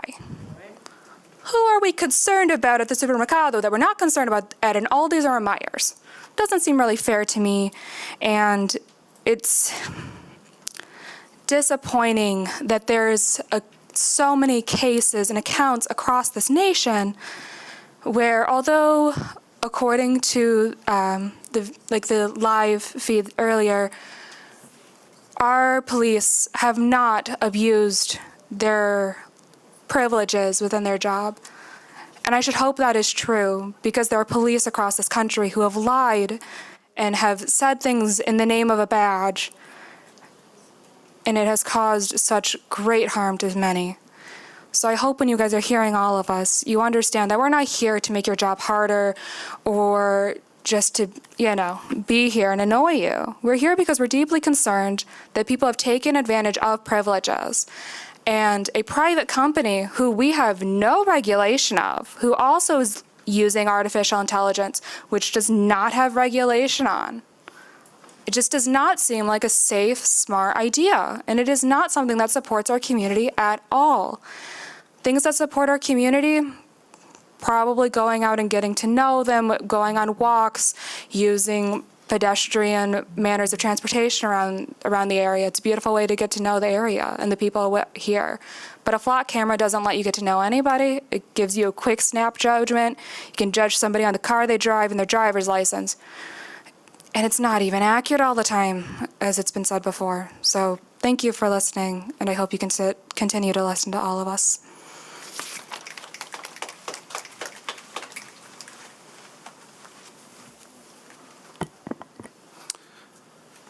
Good evening, Commissioners, Mayor. My name is Zoe, and I am a Grand Rapids resident of the 2nd Ward. I'm here this evening to stand in solidarity with Cosecha's sanctuary policy demands and to further demand that the city cancel any existing contracts for automated license plate reader technology and prohibit any future contracts. Flock is not the only company that produces this technology. Axon and others do the exact same thing. However, any ALPR that collects data on you, me, or anyone here is a direct violation of our Fourth Amendment right to a reasonable expectation of privacy. Flock is a privately held company trying to maximize their profit by spying on us, and they are not beholden to GRPD, the city, or the public's best interest. By entering a contract with Flock, the city is giving away our privacy without any oversight. Over and over again, we have seen data collected by flock cameras used by police to stalk and harass their ex-wives and girlfriends. On top of that, an internal GRPD email has shown that Grand Rapids flock cameras were used by the ATF, citing a deportation warrant at a time when the ATF was known to be assisting ICE. So what do we get in exchange for these deep violations of our safety, dignity, and privacy? As it turns out, nothing. Over 99% of license plate scans are unrelated to criminal activity, and anywhere from 20 to 70% of readings contain errors. And even when those readings are correct, there is no statistically significant reduction in crime associated with ALPR use. Flock cameras have led to innocent people being stalked, harassed, racially profiled, and arrested at gunpoint and with dogs. These cameras violate our privacy, have no meaningful oversight or accountability, and rather reducing crime, make Grand Rapids a less safe place to live. For those reasons and more, I am demanding that the Commission and the city's end its contract with Flock and prohibit any future ALPR contracts. Thank you for your time.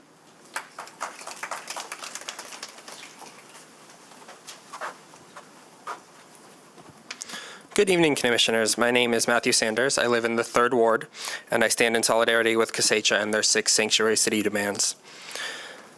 Policy demands, rather. I was in attendance this afternoon at the public safety meeting, and my initial reaction is that most of my concerns were not assuaged.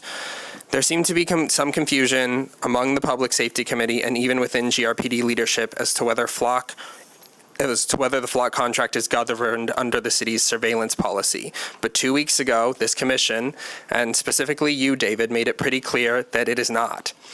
I took that to mean that our elected representatives, you all, have had little to no oversight over the hardware and software leased to GRPD by Flock.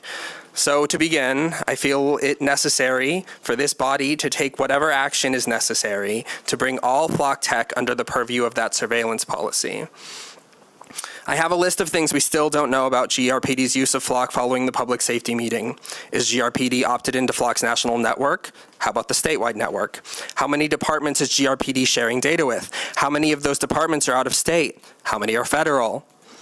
We were told a transparency portal will be coming soon, but we weren't given a date or a time frame in which to expect the publication of that portal. And I don't expect any of you to be able to answer these questions because Flock and GRPD have not extended you that level of transparency. We were informed this afternoon that an internal Flock system exists that flags irregular activity for auditing purposes, but in response to a direct question from you, David, we were also informed that not a single investigation has been launched by GRPD on the grounds of misuse or abuse of the Flock database, even though we know of at least one incident involving the ATF, a federal agency, using our city's data for an immigration-related search. GRPD's obfuscation in this manner greatly concerns me. Does a threshold for opening an investigation for misuse of the Flock system even exist? If it does, we haven't seen it. However, what alarms me the most is Flock the company. There were some bits of transparency today, and I appreciate that. For example, the admittance by Flock that they are experimenting with new AI technologies we know next to nothing about. Flock is adamant that our city's data is owned by GRPD. However, we know that the data is still stored on Flock's servers, making this a distinction without a difference. I'm no software expert, but I know enough to know that when leasing software, the client is typically given a front-facing portal with a significantly limited scope compared to what exists on the back end. In other words, we are left to take Flock at their word that they are not accessing our data, despite, per their typical contract language, Flock holding, and I quote, a non-exclusive, worldwide, perpetual, royalty-free right and license during and after the term of the agreement to use and distribute aggregated or anonymous data for their own purposes, unquote. At the end of the day, Flock is a private corporation that does not answer to this body. Because I do not and cannot trust Flock to act in the best interest of our city, our residents, or even our police department, I remain steadfast in my belief that the safest outcome for everyone is the end of all Flock contracts and the removal of their hardware from our city. I understand there are steps in between, but please start taking them.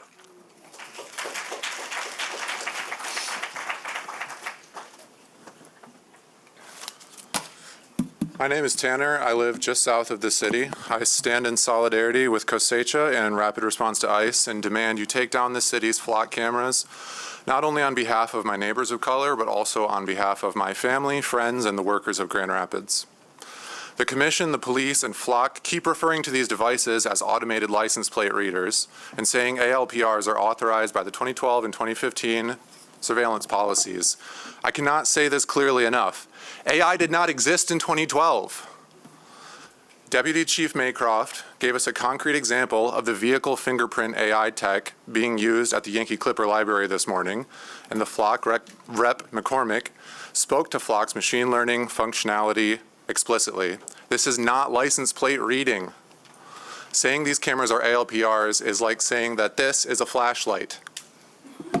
They cannot be grandfathered into a policy that was created when their fundamental tech did not exist. Mayor LeGrand, multiple times you've compared this tech to the Alexa in your home. Here's a key difference. Consent. You consented to Amazon listening to you at all times. There's no Alexa in my home. I do not consent to the Flock Corporation and GRPD warrantlessly stalking my movements. Here's a direct quote from your deputy chief. Now I'm not going and giving subpoenas for your surveillance cameras at your private business. I'm not getting a search warrant for this surveillance system. Get a damn warrant. This man, who appeals repeatedly to, quote, constitutional policing, says that explicitly that the advantage Flock gives him is that he can bypass the Fourth Amendment. Let's talk about ICE. Flock Rep. McCormick said the only barrier between Flock and a contract with ICE is, and I quote, no internal interest from the C-suite. Did you know Flock received $275 million investment from Peter Thiel, the CEO of Palantir, the largest federal surveillance contractor? Did you know that Flock had a pilot program to license this data to federal agencies until August of last year? Here's a promise. Someday, you will read a headline that says, Flock signed surveillance contract with ICE and CBP. And when that day comes, you will remember this moment. The second the public scrutiny we're all engaged in right now dies down, Flock will go get that ICE money. It's what corporations do. Regardless, it is well documented that ICE's primary method of obtaining Flock data is to just ask a PD that has it.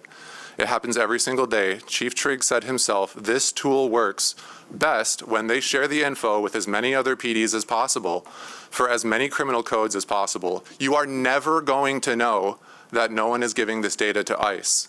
If you use this tool, you are collaborating with ICE. It's really that simple.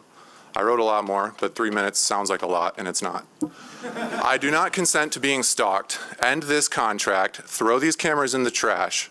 Mayor LeGrand, there are plenty of fascists who didn't vote for Trump. You can still prove that you're not one of them. Solidarity with the workers of Grand Rapids.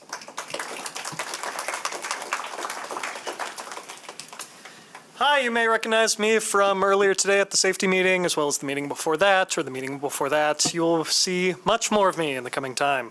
My name is Kyle, and I work as a programmer and I'm a constituent of Ward 1. I'm here to demand that you cancel our Flock contract and listen to the thousands of letters calling to adopt the 6 sanctuary city policies officially. Flock, as an automated license plate reader, is a dystopian violation of our rights because it inverts the very nature of how police are supposed to function. In traditional investigations, a crime happens. Detectives identify a list of plausible suspects. Then those suspects are placed under investigation. With Flock, everyone, every day in the city are all under investigation for all crimes all the time, so that when there is a crime, police have a list of pre-investigated suspects. That means everybody in this city is having their Fourth Amendment rights flagrantly violated as a matter of regular government policy. We heard at today's safety meeting that Flock investigates crimes, but that's not true, because what they actually investigate is called pre-crime. It is categorically false that Flock can be reformed because the technology investigates warrantless pre-crime, which itself is a crime that violates our rights. I believe Flock does not take its security seriously. Again, I'm a programmer. Flock said today at safety meeting, in the safety meeting, said that data can be shared securely with other agencies, but they also said in the same breath that that shared data can be sent to ICE by downloading it. For a year, Flock had nearly 60 vulnerabilities submitted to the Department of Homeland Security funded database MITRE that tracks national vulnerabilities across the U.S. along with verifiable proof. That means somebody like me or anyone else can verify it. Flock never submitted proof of any of those vulnerabilities being fixed, and third parties demonstrate to this day that those vulnerabilities have not been patched. Anyone that wants to can connect and completely take control of a Flock camera, view and modify the footage, install malware, view hard-coded credentials that go to other places, and even track the real-time GPS location of police vehicles. These are among the vulnerabilities listed to our government's national database. Flock's CEO responded to this by claiming that Flock had never been hacked. Pay attention to this. This is an official response to a formal report about security vulnerabilities verified by MITRE, and our city pays for their services. Not a single person I know that isn't connected to the police department and Flock is in favor of ALPRs. That's why you should take the stronger, more immediate action to cancel our Flock contract and adopt the 6 sanctuary city policies, because that is the will of the majority you are supposed to represent. Thank you for your time.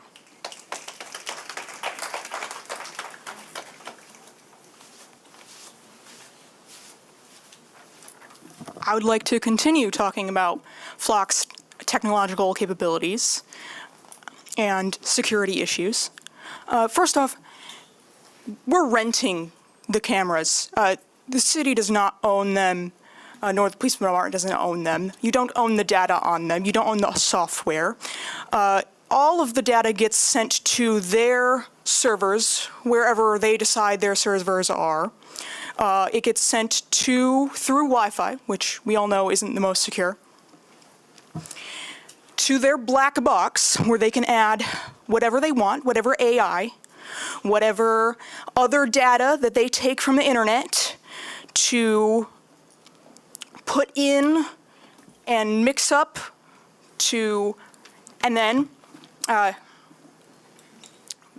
what they do is, so we have the data, and now you have the camera side, right? The cameras, data that they record is not only license plates. They capture faces, they capture race, they capture bumper stickers, any damage on cars, so that you can very specifically identify a single person. We do not know how long the cameras store data. They're supposed to be within the 30-day period, but we all know that data, once it's recorded, can't really be deleted, like permanently. We don't know where all our data is going. It is not secure. And we all know that data can be used in ways that are very dangerous. On the police side, police get an app. They've got an app that has, if they're looking for somebody, it will have a list of people that the AI or whatever program of their black box suspects is the thing. So you are allowing this third-party company to manipulate police officers into targeting whoever they want. Do not allow this. It's ridiculous and it's extremely dangerous. Please get rid of all of the Flock cameras. Thank you. I'm sorry. Could you come back up and give us your name a moment? I'm sure you just forgot at the beginning, but we're doing a public hearing. So. I go by Vox. Thank you. Oh, also for the time being, can no one else get in line at we're getting a serpentine into the room here, so if we can make sure we keep aisleways and stuff clear, thank you. Hello, I'm Matthew. I've been here millions of times, like my dad. My real identity is I'm a follower of the Lord Jesus Christ, and I'll never be ashamed of the church. I've come up here to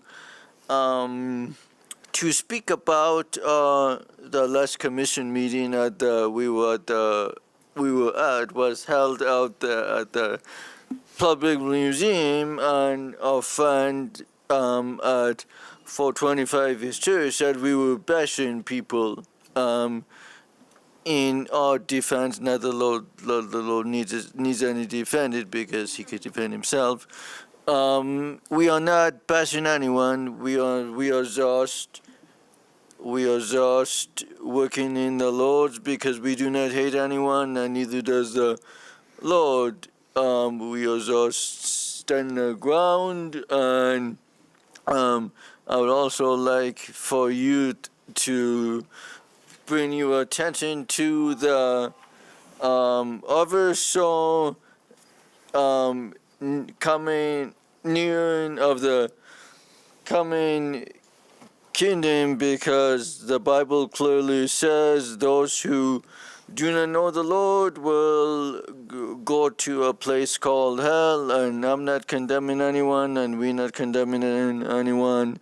That's the Lord's job, so please call on the Lord while there's still time so you can join us in heaven. And like my dad, I would also like to say that you can see me or dad or any of us for any prayer requests so we can pray for you. Thank you.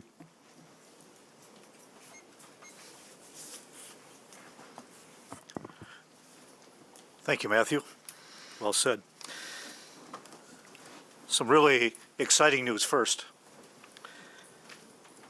Through Jordan Squeezer's team, both at 425 East Cherry and before that at 320 East Fulton, they have been used by the Lord to save 150 precious babies. 100 die there every week, 425 East Cherry, or are killed by them through the murder pill that they could take home without prescription, without a doctor's permission. But 150 babies have been saved. Yesterday, August 24, was the third-year anniversary of a tornado that swept through Belmont and Rockford.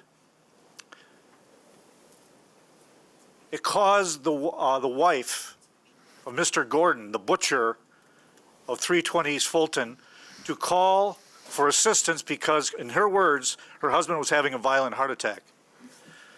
They could not come to her aid, his aid, because of the trees that were down by the tornado. She tried to call the helicopter, EMT helicopter. They said, we cannot come to your husband because we cannot fly in these conditions. The Lord was saying, enough is enough. That man alone murdered 50,000. I say it again, 50,000 children at 320 East Fulton.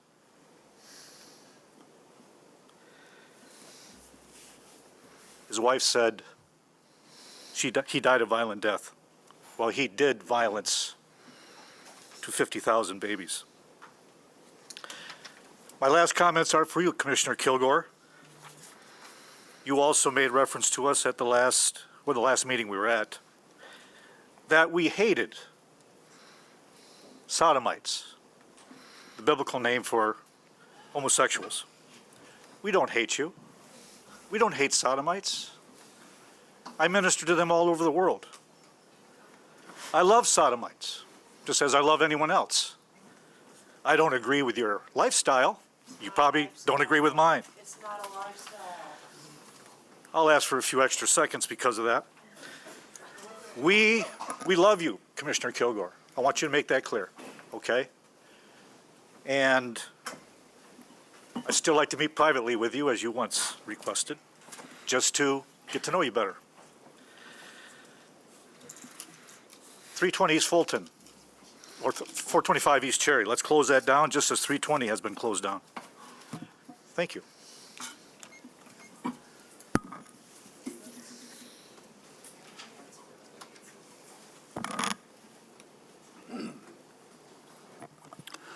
My name is Charlie Snedeker. One of the stupidest arguments I've heard regarding flock, if you're doing nothing wrong, what do you have to hide? Well, flock cameras don't just track criminals. They log the daily movements of every law-abiding citizen, and this is a violation of our privacy, our freedoms, and our constitutional rights. The Fourth Amendment was created to stop the government from spying on us. Probable cause, a reasonable suspicion of illegal activity must be demonstrated before conducting a search or surveillance. A flock camera is a surveillance tool.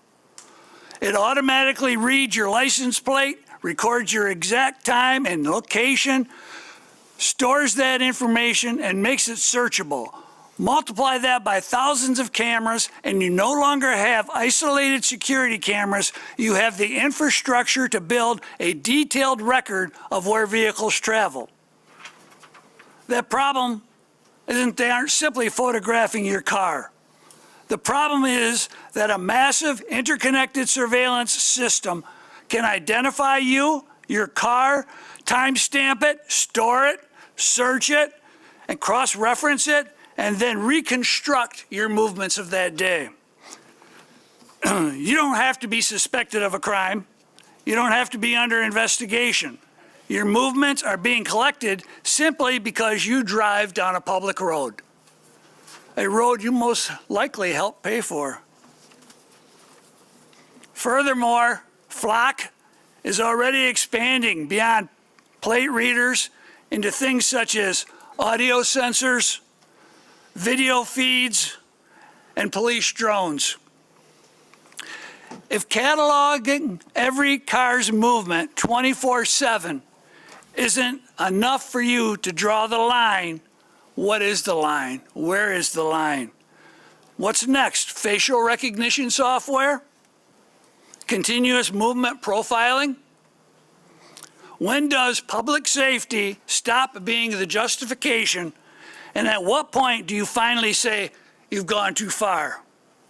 End flock camera surveillance in Grand Rapids, ban all ALPR cameras, abolish ICE, and make sanctuary policies a reality in Grand Rapids and Kent County. Thank you.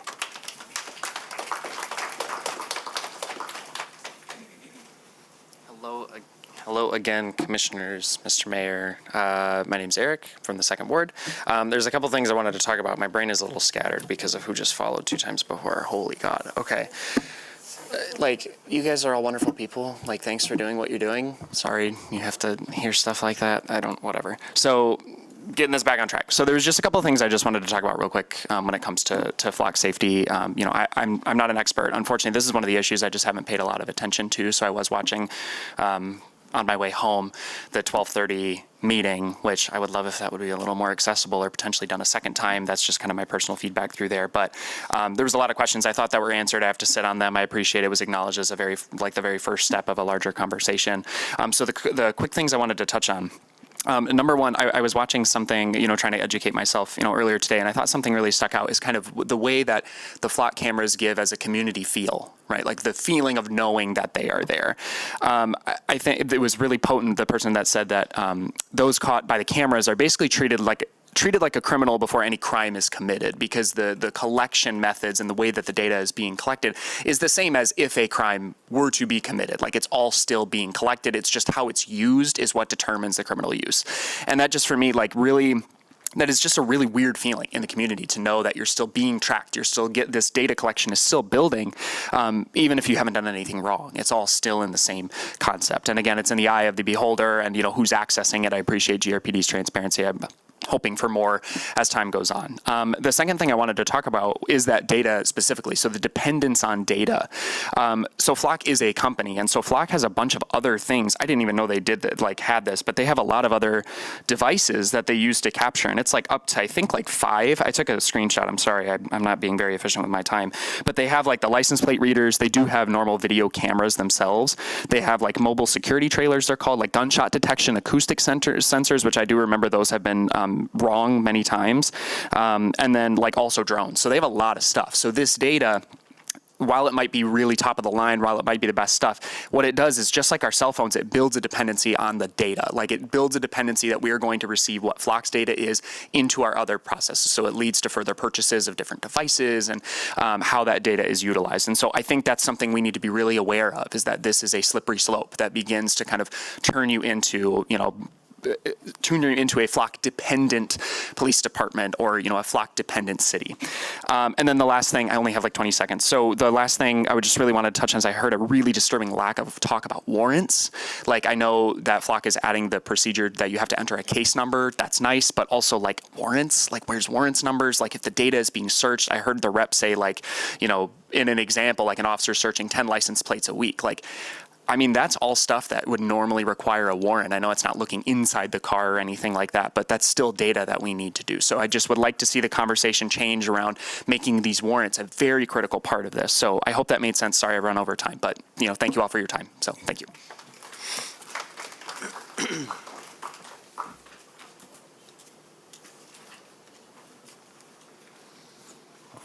Hi, my name is Peter.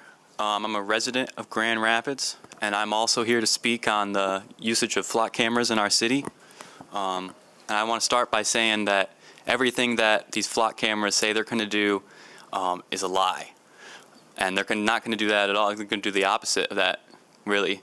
I mean, they say that they're going to lower violence rates. If we want to lower violence rates, you clean up your own police department first, You condemn that killer cop, Christopher Schur, for killing Patrick Loyola, and the other ones, like Samuel Sterling and Riley Doggett.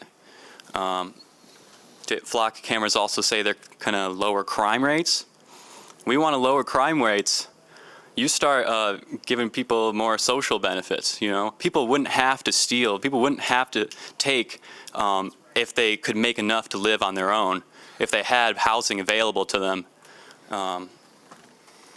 And you want to prevent crime, you go after the people that are pushing all this AI down our throats. We're talking about the Epstein client list type people. All these people, they're the real criminals. They're white collar, so you won't touch them, of course. But, I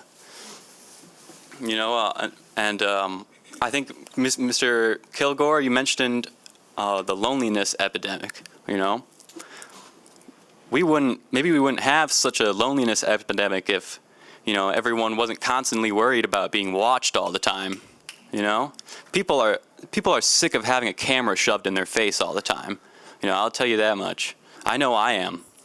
So down with Flock, down with AI, and ban data centers. Thank you for your time.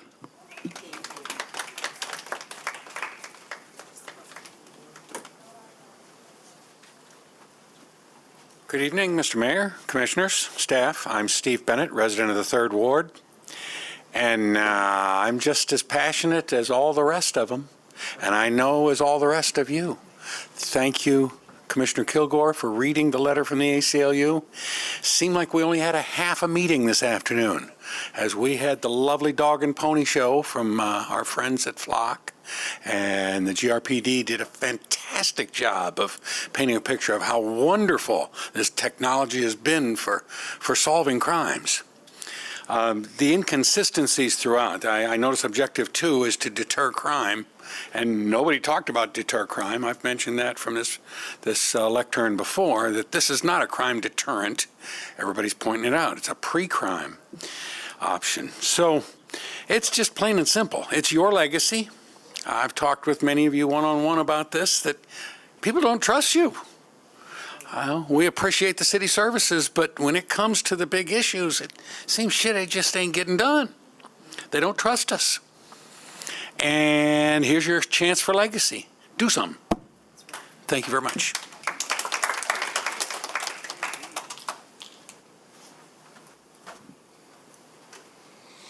Good evening. Anna Fulton, 2nd Ward.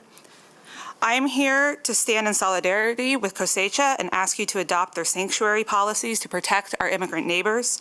I'm also speaking up with my community to demand that the city break all contracts with automatic license plate reader companies such as Flock, and that the city remove and ban these cameras.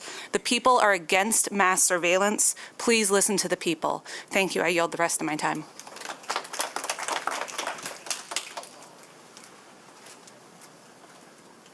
Hi, Benjamin Canis, 2nd Ward. Been a long time resident of Grand Rapids. I just want to echo the sentiments that all my fellow citizens here have said, all the concerns that they've said about ALPRs and flock cameras. From their racist placement to the problems with privacy, the fact that police can stalk it. We already don't trust GRPD as it is. They're lazy. The cops, we all know that cops can solve crimes. They've done it for a long time. They don't need this technology to do it. And I, just as a personal, little vibe check, I don't like being surveilled. I don't like the government watching me on my every move. So I'd hope that the council moves to either instate a moratorium or ban them outright. Thank you.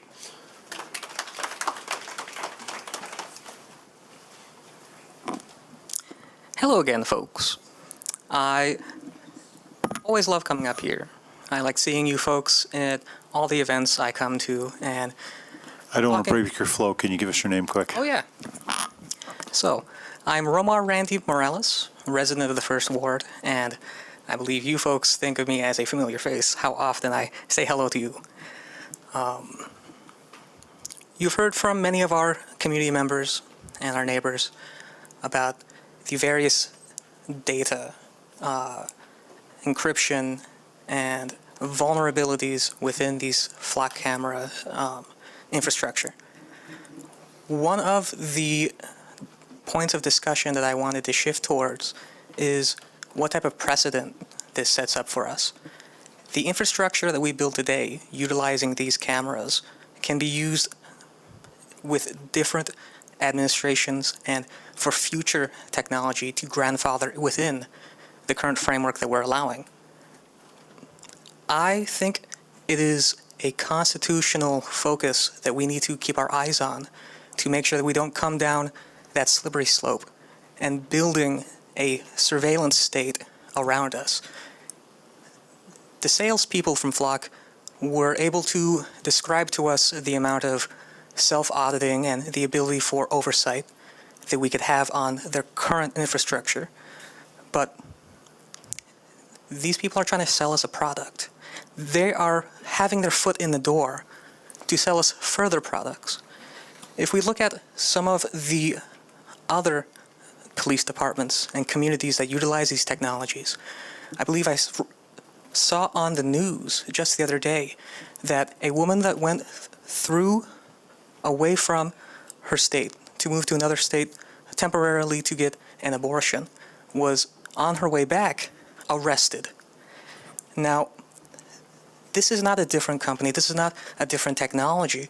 Just because we're told that you say that you'll never do that, I don't feel like my money should be going to a company that provides a platform for such a service to other communities, to other police departments. And if we let that be built here, you folks may not be here in a future city commission. Other people will be there, and they may be the ones that say, yes, we want a surveillance state. We want to make sure our citizens are doing what we want them to do what we tell them to do. And that is one of the fears that I am thinking of when I'm worried about a future America. Because that is, to me, one of the most un-American things to do, is to build a future where our citizens cannot be free. And this is one of the steps to prevent that. Thank you.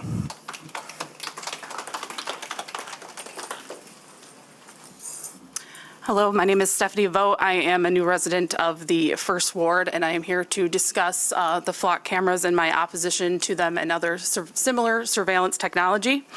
Personally, I have a unique perspective. My father was a wealth manager, regional manager for Morgan Stanley, and handled finances for Amway Corporate, the DeVos families, Van Andel families, the Prince families, and was heavily involved in the GOP and Heritage Foundation, CNP think tanks.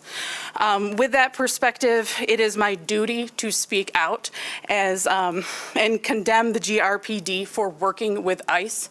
Personally, I understand that ICE and DHS are currently violating our First, Fourth, Fifth, Sixth, and Eighth Amendment rights. The First Amendment right, many activists, protesters, whistleblowers, we are seeing suppression. I have gone through 10 TikTok accounts. I have experienced surveillance. I have experienced people surveil me as I am a victim of the greater, broader Epstein blackmail trafficking network, as many people within these power families put their own children into it. I have had individuals come up to me, have obviously been hacked into my information. And the depths of which people have been able to hack extends back to my teenage years. I am 40. Specifically, the Fourth Amendment, warrantless arrests. Also, the flock systems, I believe, are a violation of the Fourth Amendment because they are stitching together continuous location data, and this is extremely pervasive, and it connects And not only that, this is the point that people are missing and how this ties into the economy and national security. When they have all this data and all of our movements, we don't have predictive markets anymore. If you have money and the access to Flock and these technologies, you know what's going to happen next. That's the whole point of prediction. Why are people making so much money on Kalshi? Why are people making so much money on these apps? They are hacked into our data, I guarantee it. On top of that, Fifth Amendment rights, denial of due process in deportation proceedings. Sixth Amendment rights, denial of right to counsel. Eighth Amendment right, detention conditions, and cruel and unusual treatment. On top of that, in violation of the U.S. Code, Chapter 18, subsection 241, conspiracy against rights, makes it illegal for more than 2 or more people to conspire to injure, threaten, or intimidate anyone in the free exercise of their constitutional rights. It protects against unlawful abduction, which is what occurs when you are arrested without warrant. You know what it calls for a punishment? Death. When you violate that, you can be punished with death. So stop being Pinkertons for the billionaire class and stand up.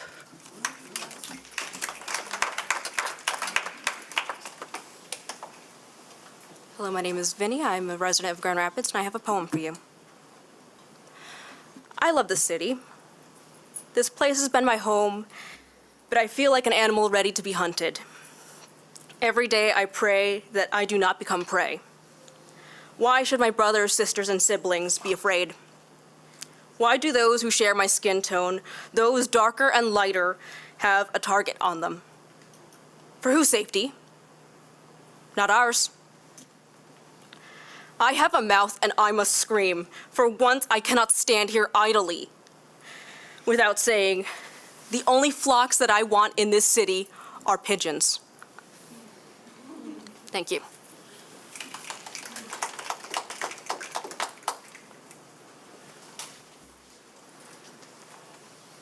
Hi, I'm Martha Cooper, Grand Rapids, Michigan. I didn't write everything down, but I got a few things to say to you, David. I've seen a few things that you've said. One time when you mocked the immigrants, that was particularly distasteful to me. You will not protect people that earn and live and make an improvement in our city.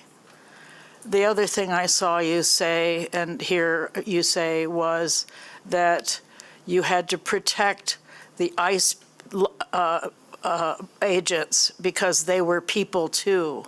And there are people in our city with masks on, guns, and they take people, they steal people with no due process and put them in concentration camps in our country. Our country is under it's absolute fascism, and it's not getting better, it's getting worse. And then Flock comes along, and it's going to track people, all kinds of people, especially the ones who are not in charge in the fascist state that we belong to anymore. I have seen that we don't have the First Amendment. We can't protest in this town without going to jail for a felony. And yet we're supposed to believe that you all are going to do the right thing when it comes to Flock, and you aren't even in charge of it. That today, I only got a little piece of what you said at the mic about the Flock, during the Flock thing. And you were talking about, but we'll have to decide who gets that information.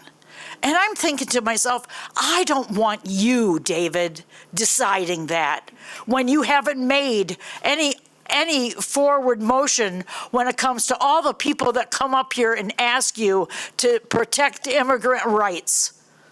All right, so there's no way we can trust you. We've got a cop that's a cop killer walking around free, and then we're gonna have a new police chief, and he's gotta build trust. How in the hell are we gonna have any trust that you all are gonna do the right thing with a Flock camera? I mean, really? I don't have a PhD, but I can see where this is going. And one thing I cannot, I'm going to run out of 12 seconds. I know who's really in charge of this town, and it's not you, and it's not the rest of you either. It's the oligarchs, and they got all of our housing money.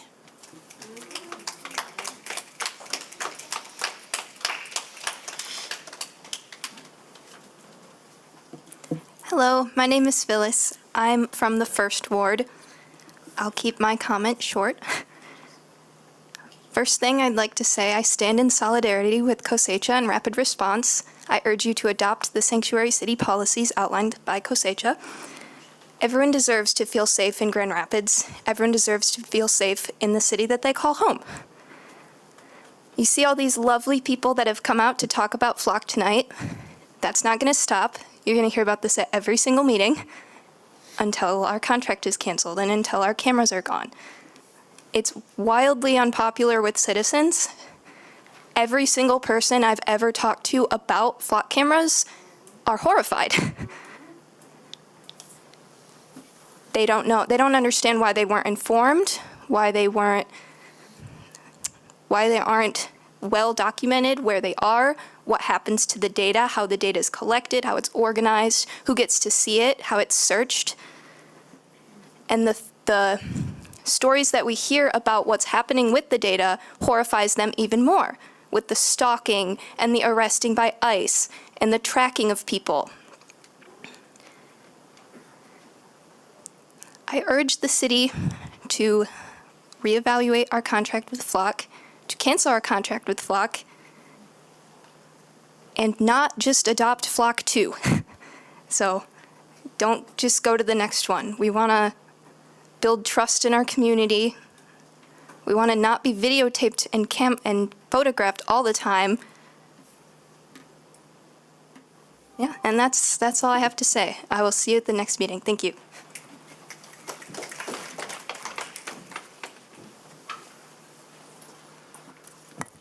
Hello, city leaders. My name is Gabriel Puebla. I'm actually in the process of moving out of Grand Rapids, not necessarily because I want to, but it's because I had to. So I figured I'd come and speak at least once at one of these commission meetings, specifically about Flock. I very adamantly oppose Flock being anywhere near human beings, period. I don't necessarily understand why we feel like it's necessary.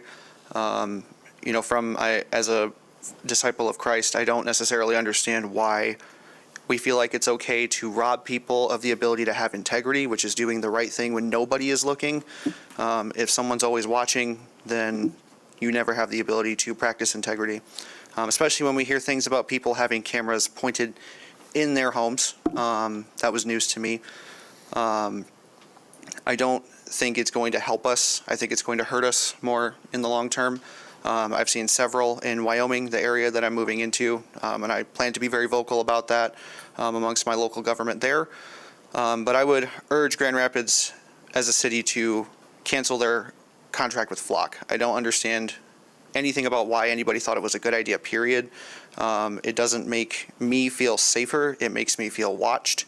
It makes me feel like you just want to know exactly what I'm doing, not necessarily protect me. And I'm not saying that's what the city of Grand Rapids intended, but I'm telling you that's how it makes me feel, and I know it makes a lot of other people feel that way. And so I would just urge you to cancel that contract and, like a person before me said, not just jump to the next company. Mass surveillance as a whole is not the answer to the problems that we have. Thank you.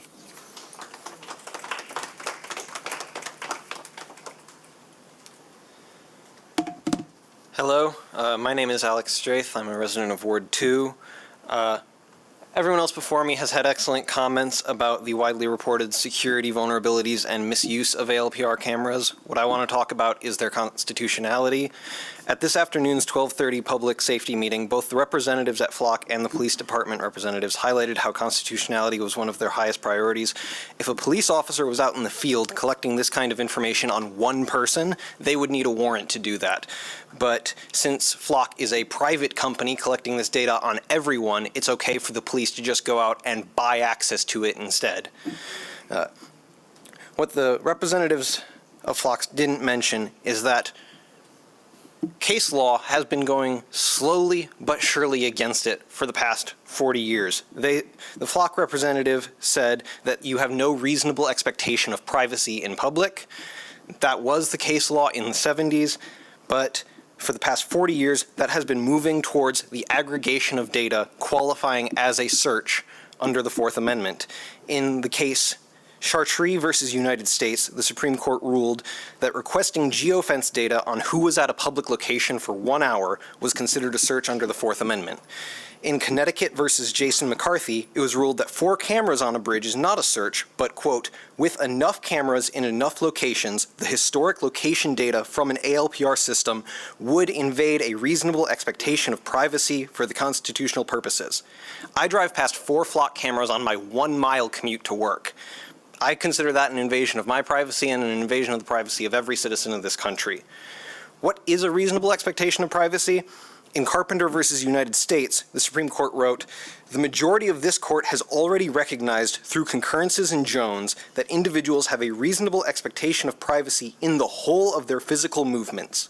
Prior to the digital age, law enforcement might have pursued a suspect for a brief stretch, but doing so for any extended period of time was difficult and costly and therefore rarely undertaken. For that reason, society's expectation has been that law enforcement agents and others would not, and indeed in the main simply could not, secretly monitor and catalog every single movement of an individual's car for a very long period.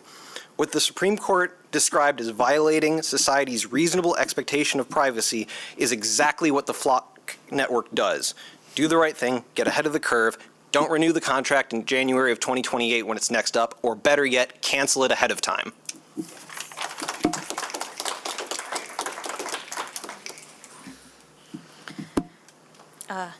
Hi, I'm a little short.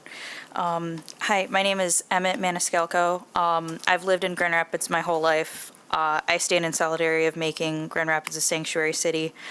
I don't really have anything more eloquent to say than has already been said tonight, but I'm also here to speak against Flock and any other surveillance cameras of a similar type. I haven't really had time to put together anything more detailed than my own experience, but these cameras don't make people feel safer. They, as somebody said previously, they make us feel watched. They violate our constitutional rights every moment that they're filming, and they are the building blocks for a fascist surveillance police state. Not to mention all the problems with the racial violence that they are creating, so maybe we get rid of those.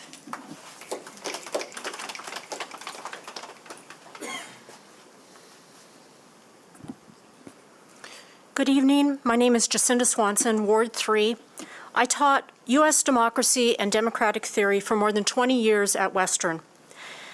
Equity and democracy and the civil liberties and rights necessary to ensure real, actual democracy are amongst my deepest values. Several cities in Michigan have already canceled their Flock contracts: Lansing, Sumter Township, Clawson, Ferndale, Westland, Milford, and Menominee. Grand Rapids needs to join this growing list of cities responding to their residents' concerns about mass surveillance in a time of increasingly anti-democratic, repressive, xenophobic, and fascist policies from the Trump administration and Supreme Court. I was extremely disturbed to learn that a representative from the ACLU had asked to speak during the Public Safety Committee meeting earlier today about the ACLU's concerns about government surveillance, but was denied the opportunity despite representatives from Flock being allowed to speak. Since the ACLU rep wasn't allowed to speak about civil liberty concerns, I'd like to read a couple of portions from the ACLU's report on Flock's, quote, nationwide mass surveillance system. Flock's, quote, surveillance technology records and tracks every car that comes into view, and then an AI algorithm catalogs the make, model, color, license plate number, bumper stickers. This personal information is then uploaded into a national database that any law enforcement agency with a Flock contract can search, with few regulations or oversight on how they use what they find. Quote, just think about how much someone could learn about your life if cameras constantly tracked where you drove. They could find out which doctors you visit, what houses of faith you worship at, who you visit or drive around with, even what political meetings or protests you attend. And we've already seen how mass surveillance tools can be weaponized and abused by law enforcement. ICE and CPB have repeatedly used Flock to go after immigrants without warrants. Kansas police used them to pursue a man who wrote a critical op-ed about the department. A mother and her children were held at gunpoint because ALPR cameras wrongly flagged their car as stolen, unquote. With tech bros and billionaires buying our government representatives and AI technology completely unregulated and increasingly out of control, mass surveillance is a terrifying threat to any hopes for equity and democratic self-government by regular people. Instead of Grand Rapids spending money on Flock or other mass surveillance, it should use that money to actually make residents safer. For example, by providing housing, food, medical, mental health, transportation, childcare, and utility assistance.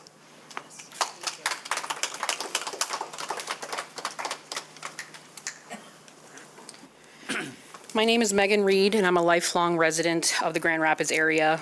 Like many who have commented before me and the thousands more of your constituents that feel this way, I am vehemently opposed to and disturbed by the continued installation and use of Flock surveillance systems to stalk our communities. It's not hard to see past the thinly veiled claim that this is simply a license plate reading system meant to deter crime and keep us safe. This is Flock becoming the conduit through which our civil liberties and right to privacy are quietly stripped from us. One quick look at a map of Flock camera locations, like others have mentioned, throughout the Grand Rapids area, it's blatantly obvious that like other law enforcement tools past, this too is the targeted profiling of Black and brown folks disguised as crime deterrent.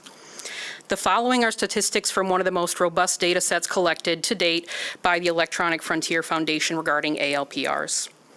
Less than 1% of cars scanned are connected to any crime or wrongdoing, but 1 in 10 license plates that Flock reads are scanned incorrectly. So not only are they collecting much more data than what's relevant, but the data they do collect is unreliable when it comes to the purpose Flock is claiming it's being used for. When more than 99% of license plates scanned aren't relevant to crime prevention and won't help deter anything, this becomes an indicator of a much bigger problem: our personal data being collected and distributed en masse. All of your daily movements, your children's, your friends, family members, and neighbors' daily movements are being recorded, tracked, stored, and shared to who knows how many other agencies and unidentified entities around the country. Where we choose to worship, which playgrounds our children frequent the most, which medical providers we visit, which businesses we patronize, every step of our daily lives on record without a warrant and without permission. This is not only deeply unconstitutional, it's unsafe, from a data sharing risk standpoint and a personal safety standpoint. There are already over 50 documented cases of individuals in law enforcement misusing Flock as their personal surveillance system to stalk, harass, and track exes, romantic interests, family members, and past abuse victims. The list of misuse continues, though. Documented cases of tracking women who choose to access reproductive health care, false arrests stemming from misread license plates, and stalking constituents who choose to exercise their constitutionally protected right to protest, just to name a few. As of June 2024, only a few hundred Flock cameras existed in the entire country. Jump ahead only 2 years later, and there are currently over 135,000 Flock cameras installed today, with that number growing rapidly. With each new Flock camera and microphone installed, the instances of misuse and abuse will continue to skyrocket right alongside them. If the commissioners wish to strive for a better Grand Rapids and truly have the safety of their constituents at the forefront of their decisions, cancel any contracts with Flock, dismantle the equipment, and divert the funds to proven methods of community safety assurance like social programs, education, and better infrastructure. Thank you.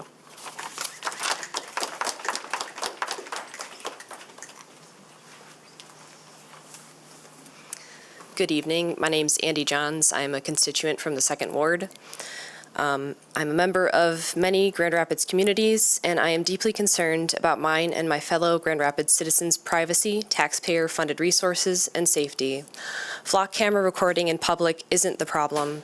at least not the whole problem, turning entire cities into searchable databases of people's daily lives is.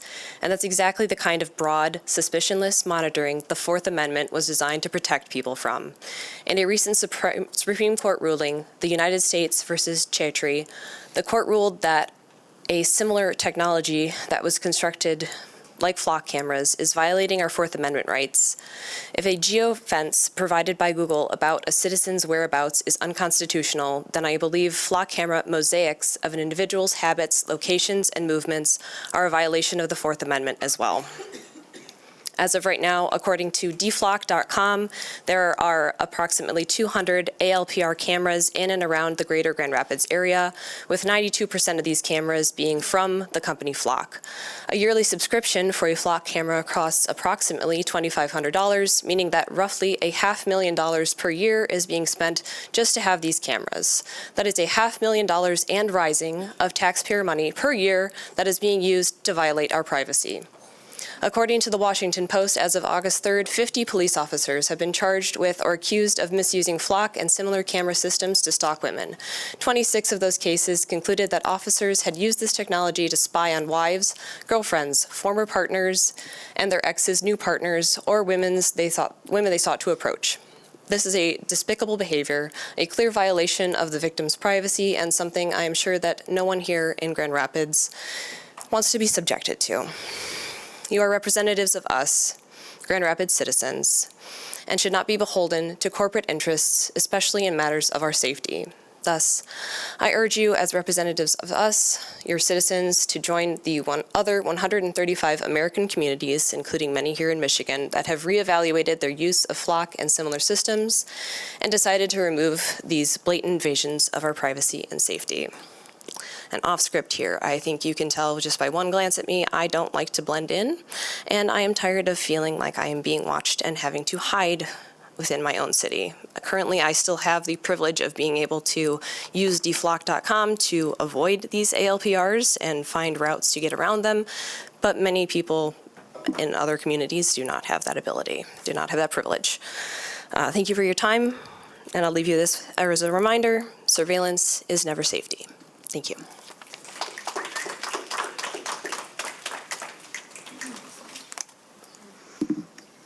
Hi there, good evening. My name is Jessica Bree, and I work in, play in, and universe willing would soon live in the city of Grand Rapids proper.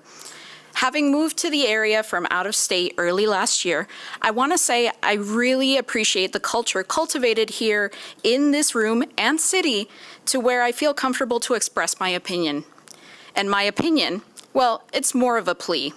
If you're really not going to terminate this contract, I urge you to please engage independent security professionals in the industry to stop and take a real look and magnifying glass to Flock, as well as any other vendor under the greater ALPR or surveillance umbrella.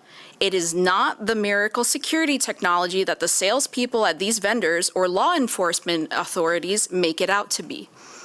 For context, I do work in cybersecurity. Not the cutting-edge hacker archetype, mind you, but a lesser-known, more paper-pushing side known as risk and compliance.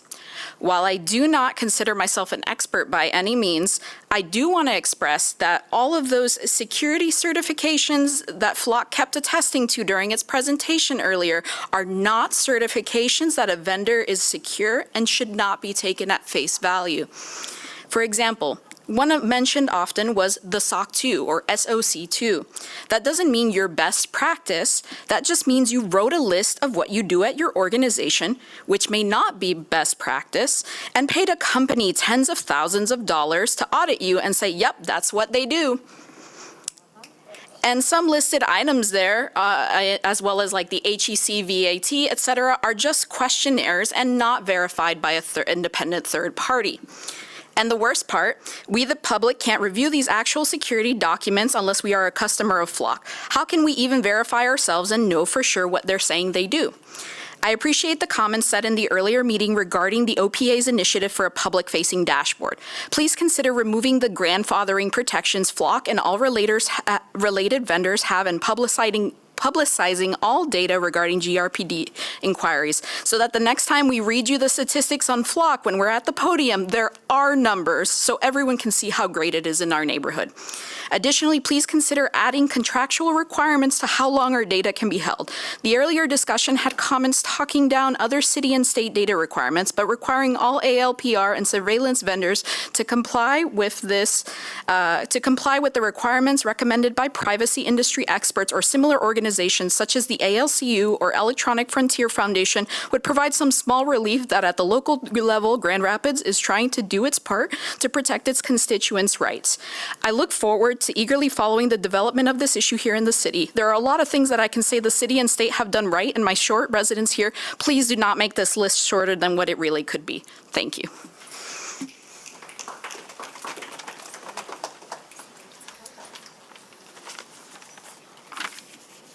Hello, Commissioners. I'm Parker. I'm from the 3rd Ward. I'm here to express my concern that the automatic license plate reading cameras in our city pose a direct risk to our residents. I also stand in solidarity with Cosecha's sanctuary demands.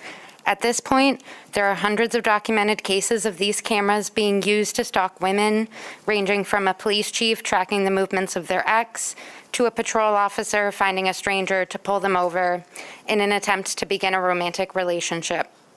These examples are harrowing, not because all or even most officers would behave this way, but because there's nothing to stop the ones who would. These vast camera networks can be accessed across agencies and jurisdictions, meaning almost any law enforcement officer can get into this network and use it how they wish. This commission, of course, works directly with the Grand Rapids Police Department and perhaps some other local departments, but has no contact nor reason to have contact with many other agencies around the state and in the surrounding states. Therefore, by allowing these cameras to collect data in our city, they are potentially providing residents' location data to any number of bad apples in other departments over which they have no control. The threat is not only from law enforcement. Publicly available information shows how easy it is for a low-level hacker to break into these networks. Without detailing methods in this setting, I'll simply state that their security is minimal and that not much skill at all is required to access the vast amount of data collected by these cameras. This fact scares me more than anything else about the cameras, that a random, unaccountable stranger could get access to my daily location, instantly know where I live, work, shop with minimal effort. Of course, this is true of any person who drives past these automated license plate readers in their day-to-day activities, which I do believe is a majority of Grand Rapids residents. This creates a grave danger, especially for women in our city. To reiterate, anyone with basic hacking ability or the desire to learn those skills may, in short order, be granted access to the location data of any individual they wish to track down for any purpose they may decide. Whatever crimes may be solved by this technology are vastly outweighed in my eyes by the direct harm they may cause inadvertently. Please consider the safety of Grand Rapids residents, especially women, and end the use of automatic license plate readers in our city. Thank you.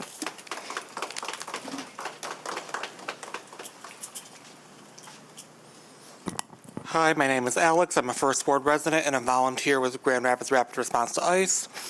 I'm here to speak in support of Cosecha's 6 sanctuary policies and abolishing flock cameras.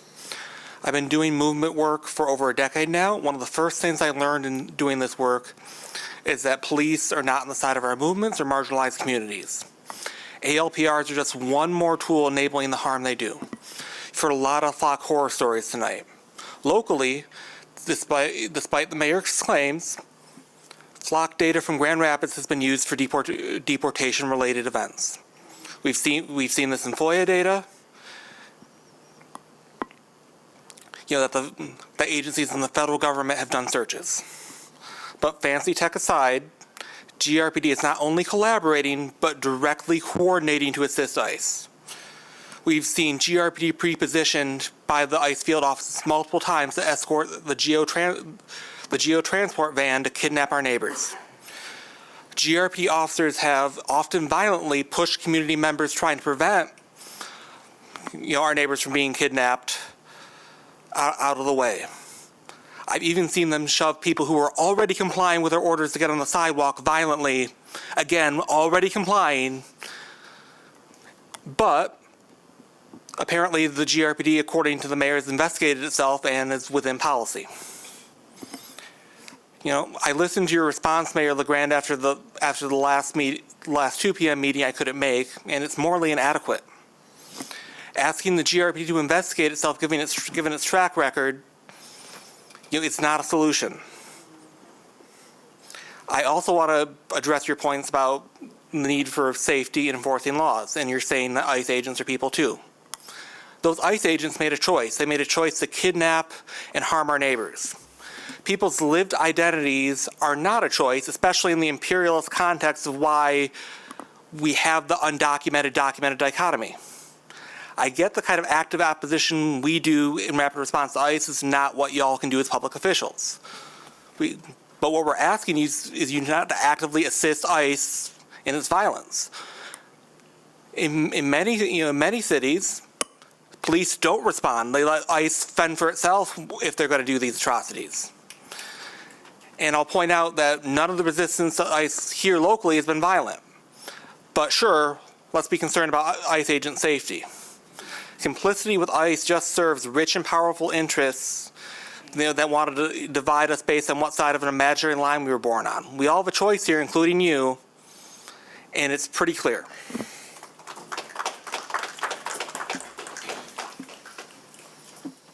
Hello, my name is Jane, and I'm here as a resident of Grand Rapids to insist that you all end contracts with Flock and ban these cameras from our city. Flock is not here to protect us. Flock is not here for our safety.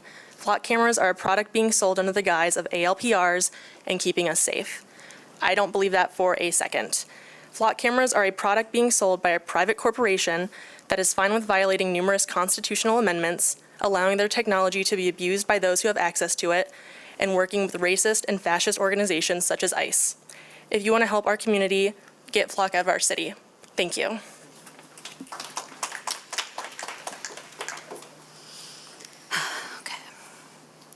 Hello, my name is Lane. I've been in the city of Grand Rapids basically my whole life. I'm a singer-songwriter, social justice advocate, and a follower of the Lord Jesus Christ.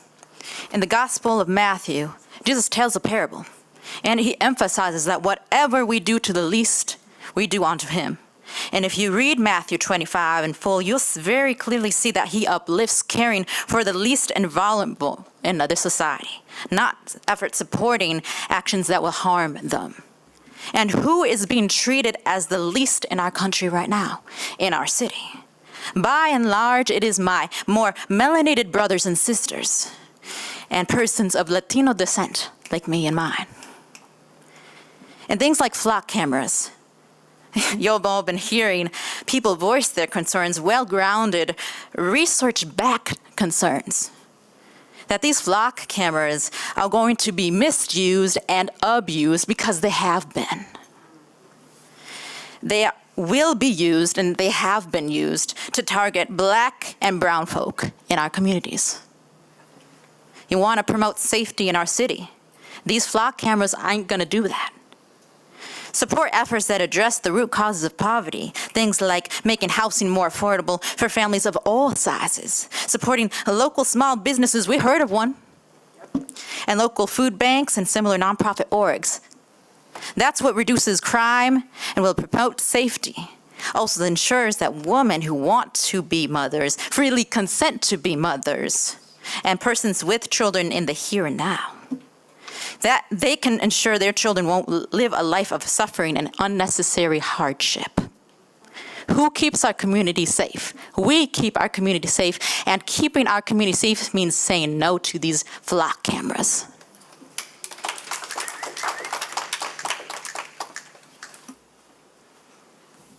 My name's Claire. I live near Leonard and Alpine. There's like 4 Flock cameras over there. It's hard to follow up Lane's very powerful statement with anything but agreement with what she's saying. And besides that, I do not envy the position that any of you guys are in right now. Because it seems like a lot of reiteration, a lot of re-education. I don't know if y'all expected this kind of response tonight.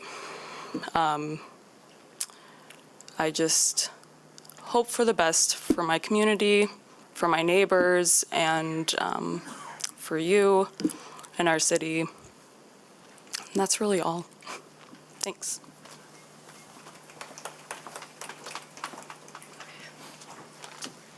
Hello, I am Ella McLean. So I wasn't planning on coming here to talk about surveillance technology, but when I learned that Grand Rapids now has more than 100 of these cameras, I realized that this isn't a theoretical conversation anymore. Excuse me. This is happening in our city. I didn't come here because I believe police shouldn't have tools to investigate crime. I came because I believe there's a line between investigating someone suspected of a crime and creating a system that records the movements of everyone just in case they might become relevant later. When you have enough records connecting vehicles to places and times, you're potentially asking, where has this vehicle been? That's a different question. I don't think ordinary people should have to become comfortable with being searchable simply because they drive across their own city. I can go to work, visit a friend, seek help, seek privacy, or just simply attend a protest. And, I can do these things without committing a crime and still have my movements become part of a searchable system. That concerns me, not only for myself, but for every resident who deserves to feel safe in their own community. So I want to ask this commission, what prevents a tool designed to find criminals from becoming a tool for searching ordinary people? Public safety and privacy should not have to be enemies. I want our police officers to have the tools they genuinely need, but I also want people who aren't suspected of anything to have the ability to live their lives without being quietly cataloged. I don't want to live in a city where innocence means, don't worry, you weren't doing anything wrong. I want to live in a city where innocence means you weren't treated like a suspect in the first place. I want Grand Rapids to be a safe city, but I also want it to be a free city. And I believe we can have both, but only if we put real limits of this technology or on this technology before the technology puts limits on us. Thank you.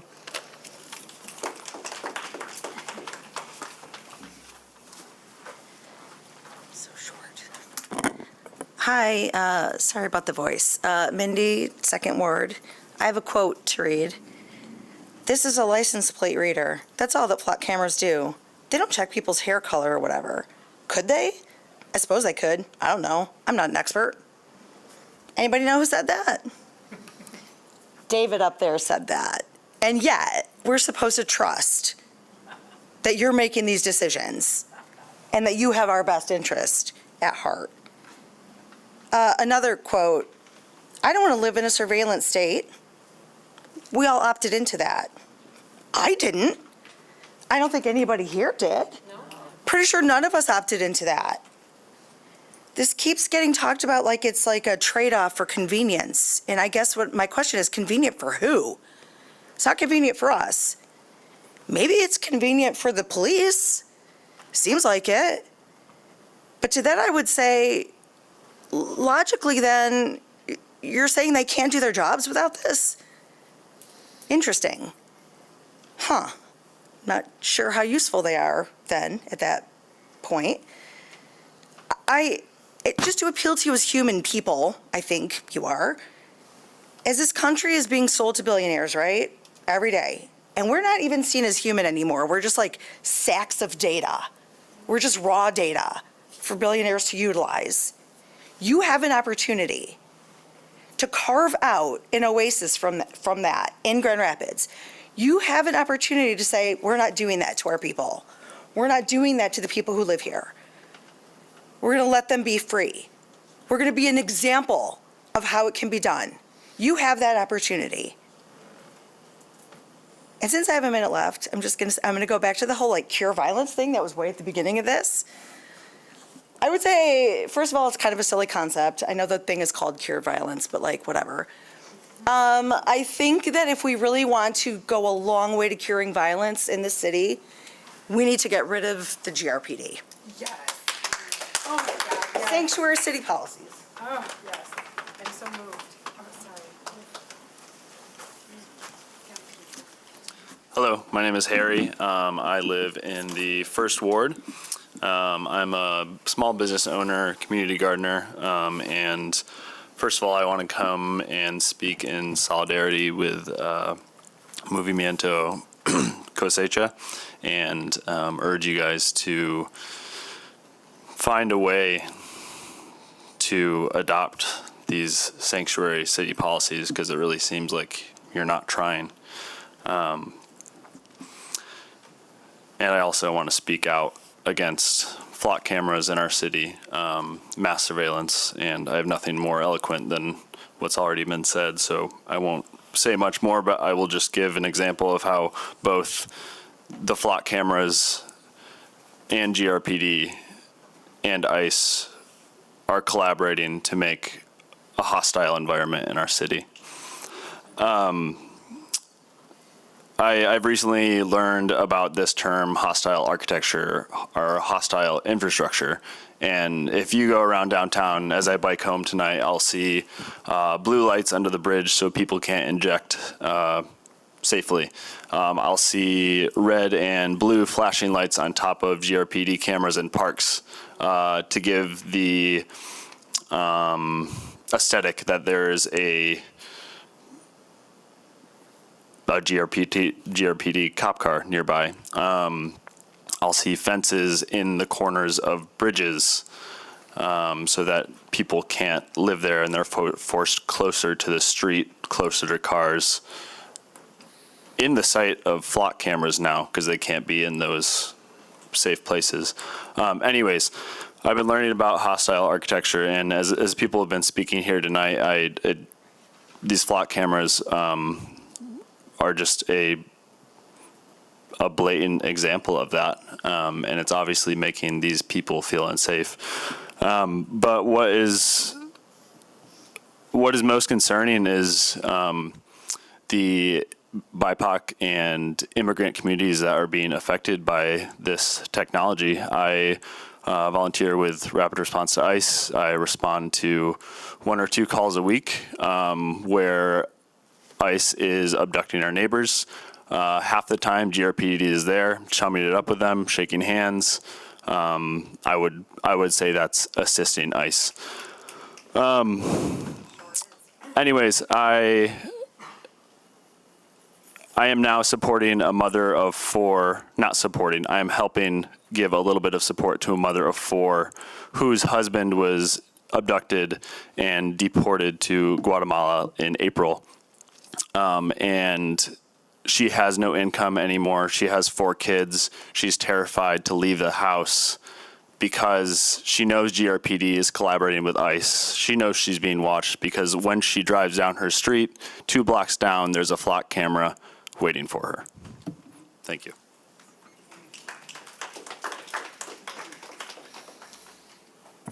Hello, I'm Kathy Siegenthaler, member of the 3rd Ward. I'm also here supporting Cosecha's sanctuary policies, and as I've been here before, I'm just so involved in families and kids being safe in their schools and their neighborhoods, and it's just confusing to me to come to you and try to understand what we need to do, how we can together make our city really feel safe. It would be, I really think, a statement from Grand Rapids that really supports the sanctuary policies and that supports immigrants and others affected, that really comes out and says that would do a lot for our image of who we are. The costly flock cameras are they're one of the points and one of the big parts of this problem, and need to be removed. Okay, so I work with families and students in schools of primarily affected communities. These kids here are fantastic. They love to learn. They love to go to school. Despite, all this danger that's going on in their communities, they're our future leaders. Yet they're confused. They're really confused. I've noticed just this week as school started, a lot of police officers that are in the schools. And here they are, being very friendly and showing that they're in the safe communities, but they're not. And they know it. When I talk to kids, they're confused. If we could make statements and the police, if we need to have the police officers, they really need to be on the side of the people in the communities and show and communicate to our kids and to our families that they are helping us be safe because they're listening to what people are doing. We have many people in our community that are coming together to provide this safety, to go to the detention center, to bring parents back to their kids, to their families, and that is safety. It's just remarkable that together with Michigan, a bunch of churches that are coming together, rapid response, all the, everybody who was here, that's safety. But the police officers are presenting a very confusing, feeling to all the kids and the families in the community. They don't want to go to school. They can't, their parents don't want to send them to school often, or seeing them not go.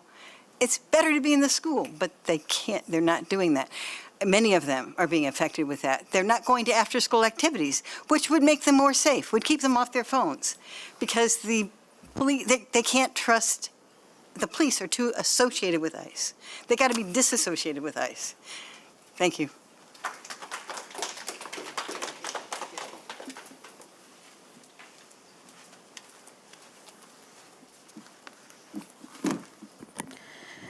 Buenas noches, mi nombre es Gemma y probablemente la policía sabe dónde vivo. Good evening, my name is Gemma and the cops probably know exactly where I live. Últimamente, la demanda de prohibir FLAC y cualquier otro sistema ALPR se está volviendo cada vez más popular. Lately, the demand to ban FLOC and only ALPR system is becoming more and more popular. Quiero recordar a todos que Movimiento Cosecha en GR Rapid Response to ICE han estado exigiendo las 6 políticas santuario desde febrero del 2025. Estas políticas incluyen poner fin al intercambio de datos con ICE, que toda la información que la ciudad recopila sobre mí. I would like to remind you all that Movimiento Cosecha and Grand Rapid Response to ICE have been demanding the 6 sanctuary policies since February 2025. Those policies include ending data sharing with ICE from all the information the city collects about me from when I pay my water bill. Desde que pago mi factura del agua, recibo una multa de estacionamiento y a través del sistema de vigilancia de FLAC. Ever since then, when I pay my water bill, I receive a parking ticket or through the FLOC surveillance system. Cosecha siempre ha estado preocupada por la seguridad y debido a que nuestro trabajo con trabajadores inmigrantes educamos a los trabajadores sobre las prácticas de seguridad de OSHA. Cosecha is concerned about safety, and because of our work with immigrant workers, we educate workers about OSHA safety practices. El primer paso para prevenir un peligro es eliminarlo. Dado a que el Departamento de Policía admitió que realizó una búsqueda relacionada con inmigración por error,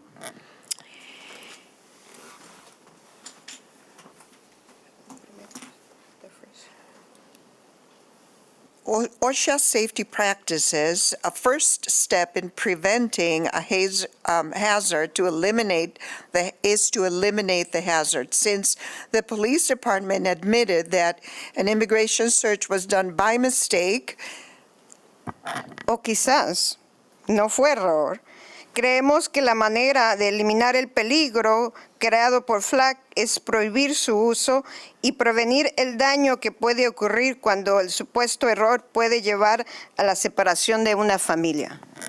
or maybe it wasn't a mistake. We believe that the way to eliminate the mistake is or the hazard created by the mistake is to eliminate the hazard created by flock.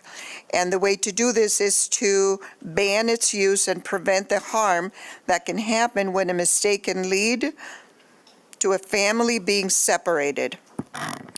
Por eso, una de nuestras demandas es prohibir el uso de cualquier tipo de sistema ALPR. Estuve presente durante la presentación de FLAC y parece que, además del dinero que se está gastando en este sistema de vigilancia, también se necesita una cantidad significativa de tiempo de personal para mantener y regular ese uso.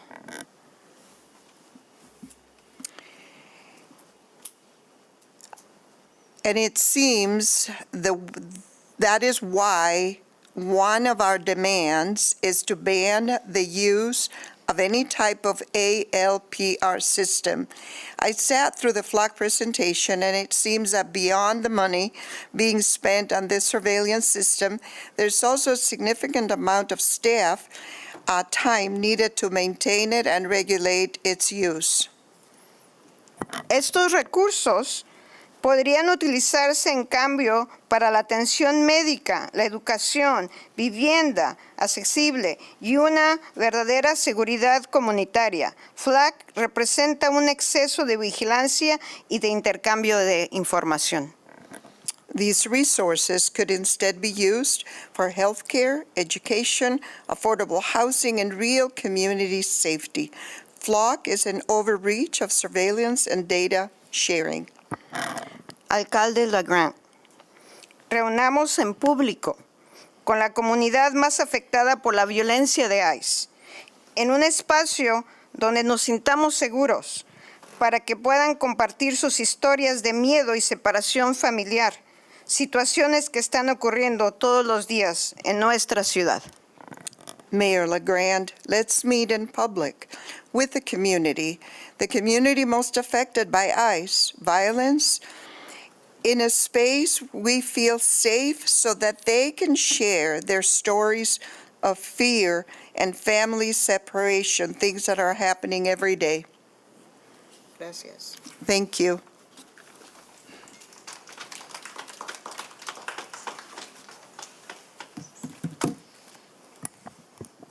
Good evening, Mayor and members of the council. My name is Miles in the 2nd Ward, and I want to talk to you about why I'm strongly against flock cameras. Just something to point out before I go. You know it's bad when both parties hate them. First, I understand the argument for flock cameras. I understand that law enforcement wants a tool that can be used to solve crimes, find suspects, and potentially make Grand Rapids safer. I'm not here to say that solving crimes or protecting people isn't important. It absolutely is. My concern is how much privacy is lost in the process. There's a difference between a traditional license plate reader and a flock camera. A traditional license plate reader has a straightforward purpose. It reads a license plate. If police have a specific reason to investigate a vehicle, that information can be useful. Flock cameras go much further in what can be collected, stored, searched, and analyzed. They can create a detailed record of where vehicles have been and when they were there. That information is stored in a database that Flock says is deleted within 30 days, but can we really be certain that information is permanently gone and who has access to it while it is being stored? That means ordinary people who have done absolutely nothing wrong can have their movements documented simply because they drove down a public road, and that's an issue. Think about that. This type of information could potentially show where someone goes and where they spend their time, and what patterns exist in their daily life. Flock is designed to identify patterns. Maybe none of that seems concerning when you look at one individual camera recording one vehicle, but when you combine that information over weeks, months, or years, you aren't just looking at a license plate anymore. You're building a picture of someone's life. I believe that is a dangerous direction for a free society. Government powers tend to expand when the infrastructure for those powers already exists. A system that is introduced as a tool to solve crimes could eventually lead to broader investigations, longer retention periods, more data sharing, or other uses that the public never originally agreed to. I'm not saying that it will happen, but it creates that possibility. We have to be careful about normalizing surveillance, because once we've accepted that the government can continuously collect information about the movements of ordinary people, it becomes much harder to draw the line later.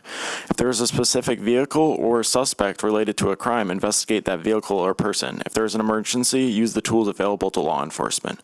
But I don't think we should create a system capable of documenting the movements of ordinary people just in case that information becomes useful someday. Public safety and privacy don't have to be enemies. We can support law enforcement while also demanding reasonable reasonable limits on surveillance technology. So I respectfully ask the council to reject flock cameras or at the very least pause their implementation until there is a meaningful public discussion about it. The citizens of GR should have a say in whether they want the city to use this technology and what limits should be placed on it. Once these cameras are installed throughout the city and the infrastructure is established, it will become much harder to stop using them. We should not wait until after our privacy has been taken away to decide that maybe we valued it. Thank you for your time and allowing me to speak. One more thing, justice for sure, and Jesus the King.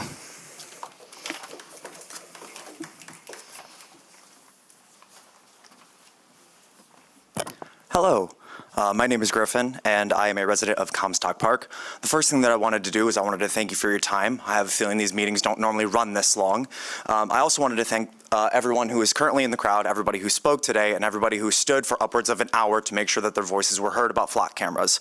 I would like to join my voice with the voices that we heard earlier in opposition to these cameras and their continued use. I ask that the city cancel its current flock contracts, pending flock contracts, or ALPR contracts. I stand in solidarity with COSECHA's 6 sanctuary policy demands. There was a safety meeting earlier today that many people, myself included, were not able to attend. That being held at 12:30 p.m. on a Tuesday in the middle of the week makes it really hard for working class people to actually make it to one of those meetings. Potentially more alarming, those who were able to attend did not have an opportunity to ask questions or give comment to either the GRPD or the flock representatives that were there. This speaks to a huge frustration in the community. There was no public vote, no conversation, no consent given to have these tools applied in our communities, no local, non-elected oversight. The GRPD and flock, at best, are misinformed and are misinforming the public on the capability of these cameras. At worst, they are lying to obfuscate the information collected. The specific example I'd like to bring up is that the GRPD represented that flock cameras and searches are limited. You are not able to, or they are not able to allow for searches of facial recognition. However, that only, even if that were the case, that only applies to how GRPD accesses this information. For flock to be able to determine what is and is not a license plate, it still needs to capture all of that information, run it through its AI, and it will store that information for, as we spoke of, potentially up to 30 days, but who knows how long it really is. Once something's on the internet, it's out there forever.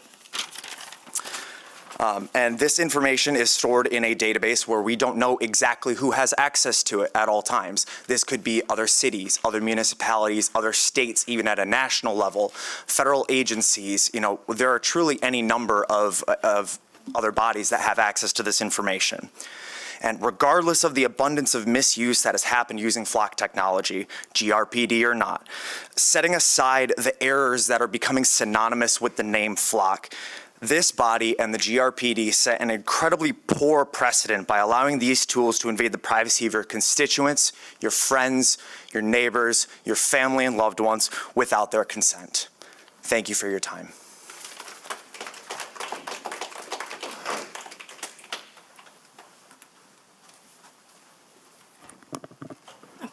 Hi, my name is Chantel, and I'm a Grand Rapids resident. First of all, like many others in this room, I stand in solidarity with COSECHA's 6 sanctuary policies, and I'm here to call on commissioners to terminate any and all contracts with automatic license plate reader providers such as Flock. I'd like to point out some inconsistencies about the intent and effect of flock camera usage and automatic license plate readers as a whole. Firstly, I'd argue that the use of flock cameras undermines police work and their effectiveness.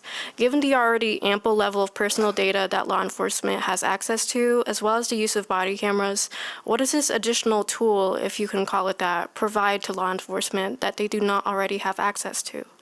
Furthermore, as others have pointed out, flock cameras function on the assumption that anyone can be found guilty until proven innocent, or rather, if they can be bothered to do their due diligence of proving their innocence pre-crime. This is another example, despite already having the evidence with body cameras of ineffective and improper use of police surveillance tools, that law enforcement has been given undue power to surveil Grand Rapids citizens in general and its Black and brown citizens in particular, and all with the ability to self-audit the use. Anyone who's been involved in a healthcare institution is taught that we're to use the minimum necessary information to conduct an explicit task. What is this omniscient level of surveillance doing to make police work more effective?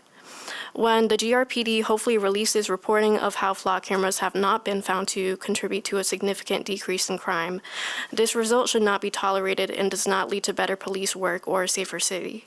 If you're concerned with improving the public trust in GRPD, cancel any existing city contracts with Flock Safety or any other company who operates automated license plate readers. Thank you.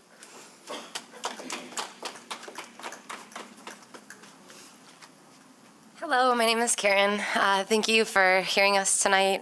I'm here for civic participation, civic engagement. I'm glad to see more of the community is starting to come out, and I hope this gets bigger and better each time. I was here for the meeting earlier today. It was mentioned there wasn't a chance to comment or ask questions. We should be allowed to move freely through our community without being surveilled. I firmly believe this. We should be able to move about our community without being surveilled.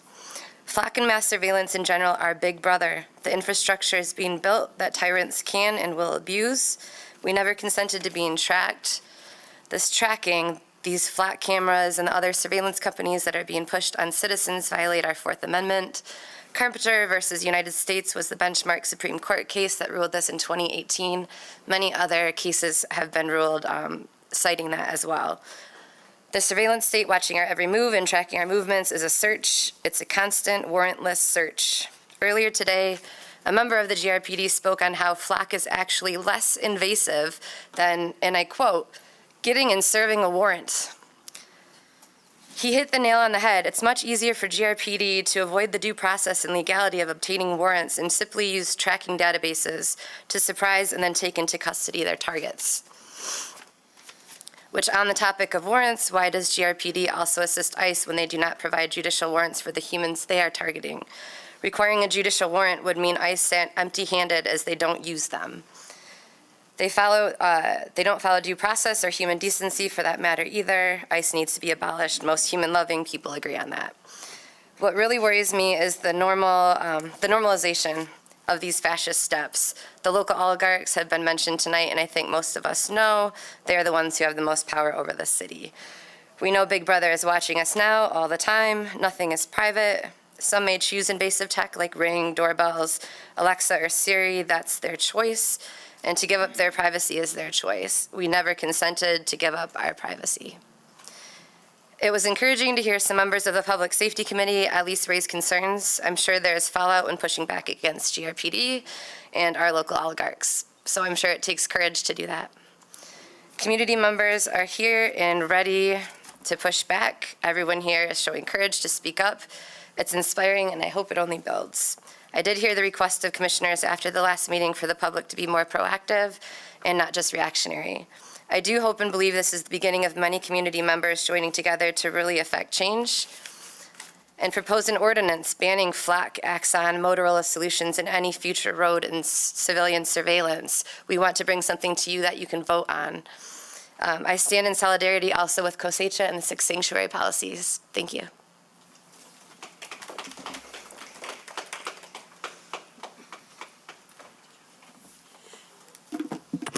Good evening. I'm Leisha Fagan. I live in East Hills. I think that's the 2nd Ward. There's so much that's been said so well, and so much I have wanted to say. Before I forget, I also am in solidarity with COSECHA and Rapid Response and their demands for this to be a sanctuary city. I was a teacher with Grand Rapids Public Schools, and managing a classroom might resemble managing and being the teacher of a classroom might resemble your jobs as city leaders. And I never found authoritarianism or underhanded tactics to ever be effective in my job. My most beautiful years were when I was able to create community among my students. And we supported each other, and the people who in another classroom might have felt out because they, were a little from or whatever. Not in my classroom. My students all supported each other. And we know from studies what makes for a good community. We know that helping people who are living in poverty is what makes a safer community. That's a fact. We know that. More policing doesn't make a safer community. Nobody mentioned Mamdani yet tonight, so I might as well. Look at what Mamdani's doing. He's not out there throwing more armed, thugs on the street. In fact, he's not supporting ICE's actions at all. He is creating community. He is putting up grocery stores that people can afford, housing that people can afford. He's taking buildings that aren't being used. By the way, I'd really like to see Grand Rapids do this. Take buildings that aren't being used and turn them into housing that people can afford. So create the city. You don't create a city by policing it into being a wonderful community. That's not how it works. I listened to somebody from the ACLU today. I wasn't at this meeting. I forgot about it and had another meeting. But I want to echo what the person who read their statement said. In case you didn't catch it, any municipality that has a contract with Flock can access the data from any municipality that has a contract with Flock.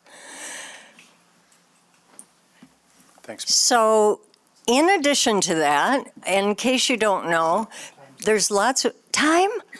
You're kidding. I was just getting started. Let's create an oasis instead of a hostile environment.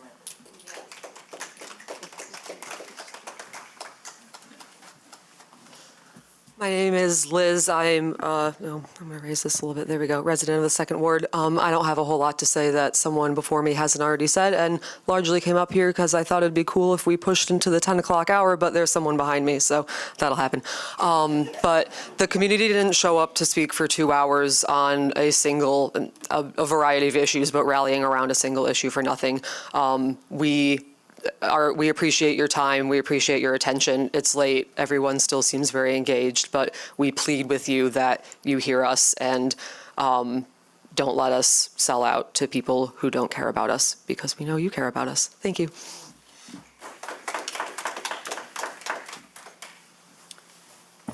Hello all. Thanks for still being awake. Appreciate it so much.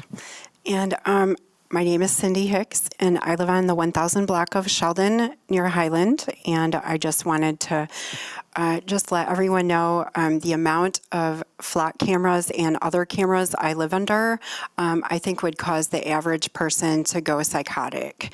I'm not just making that up. There is 4 of them on Division and Hall, one on every corner.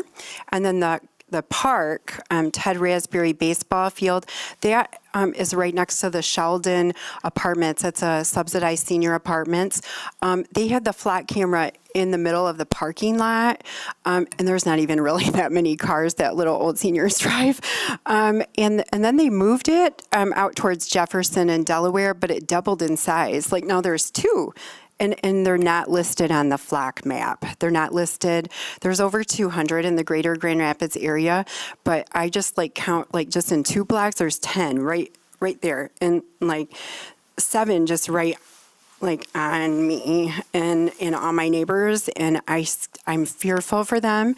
And oftentimes the GRPD comes southbound down Jefferson, and then people go westbound on Highland, and then they end up right in front of my house. So I just opened my door, and oh my God, it's just holy I'm just like, what the hell? Again, like 5 days in a row. Just 2 days ago, it was 2 times in one day. There was a 65-year-old man that the GRPD pulled off his bicycle. And and then they just took him to jail. And I said, hey, what's going on? And they're like, none of your business. So that's how I get talked to. And then people wonder why I have a little attitude. I get no respect from no officer. They're so awful and don't deserve any jobs or money. And I see a lot of violence, like it's heavily affected me, and more so the people that are subject to it. So I just want to quickly tell you there's been 5 stops in 5 days, and all of them were very rough. And quickly, I mentioned a kid was brutalized in front of 4 kids. So 4 black children live next door to me. They saw the police pull up. They were excited, and they're like, oh, look, the police. And I said, no. I said, those are bad people, and you don't ever want to be like them. And they just stood there in shock and watched the GRPD come up to this kid, and he didn't even know why he was getting pulled over or nothing.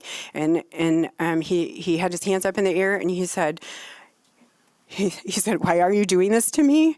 And they took his head and shoved it in the car, and they shoved it on the car. They shoved him on the ground, and they looked like they were going to put a bullet in his head.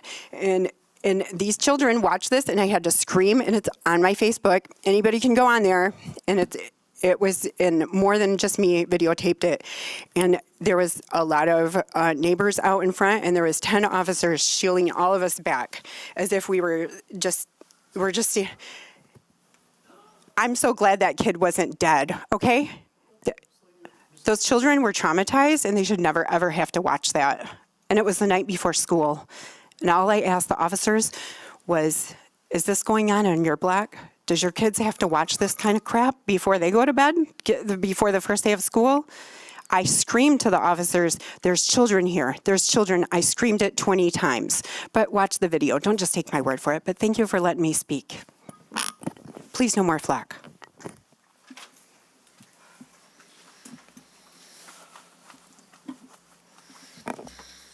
Hello, Commission. I'm Luke Nichols from the 2nd Ward. Thank you for staying up and listening to all our comments, and thank you for all the commenters before. I don't have too much to add to the flock conversation. I had the opportunity to listen to the Safety Commission meeting, and it was heartening to hear that that commission has quite the onus to keep transparency, to keep the public safety in mind, and it was really nice to hear a lot of those policies, and that would potentially protect us when a lot of this data is being thrown around and being collected by ALPRs. When we're kind of talking about this flock conversation, the data being collected is unfortunately not hosted locally, and therefore our policies only work so far to protect the data that is being collected. When it is collected by a third-party source, it is unfortunately kind of up to their policies and their corporate policies, not necessarily regulated by laws at this point in time, and probably is a little bit more concerning with how that is being used. I'd like to kind of echo Commissioner Isasi's point or question during that meeting of how other municipalities that do not necessarily have our policies and protocols are accessing that data as well. I'd also like to laud Commissioner Kilgore for bringing up the ACLU letter and introducing that to the record. I would also like to echo that and say that we should probably take some time, suspend the contract, and really kind of iron out our policies and procedures, engage the community before implementing this technology that could potentially be very dangerous to its citizens. But thank you for your time.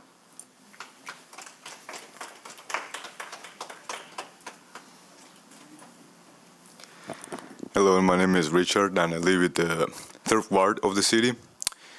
And I originally came to this meeting only to listen and have the experience of going to the 9th floor of the city hall and listening to people speak. But as everyone gave their speeches, I increasingly got surprised, and almost surprised. And I was having a lot of thoughts there from the back of my seat, where I originally expected used to be audience. I noticed tonight not a single person came in here in support of flock cameras.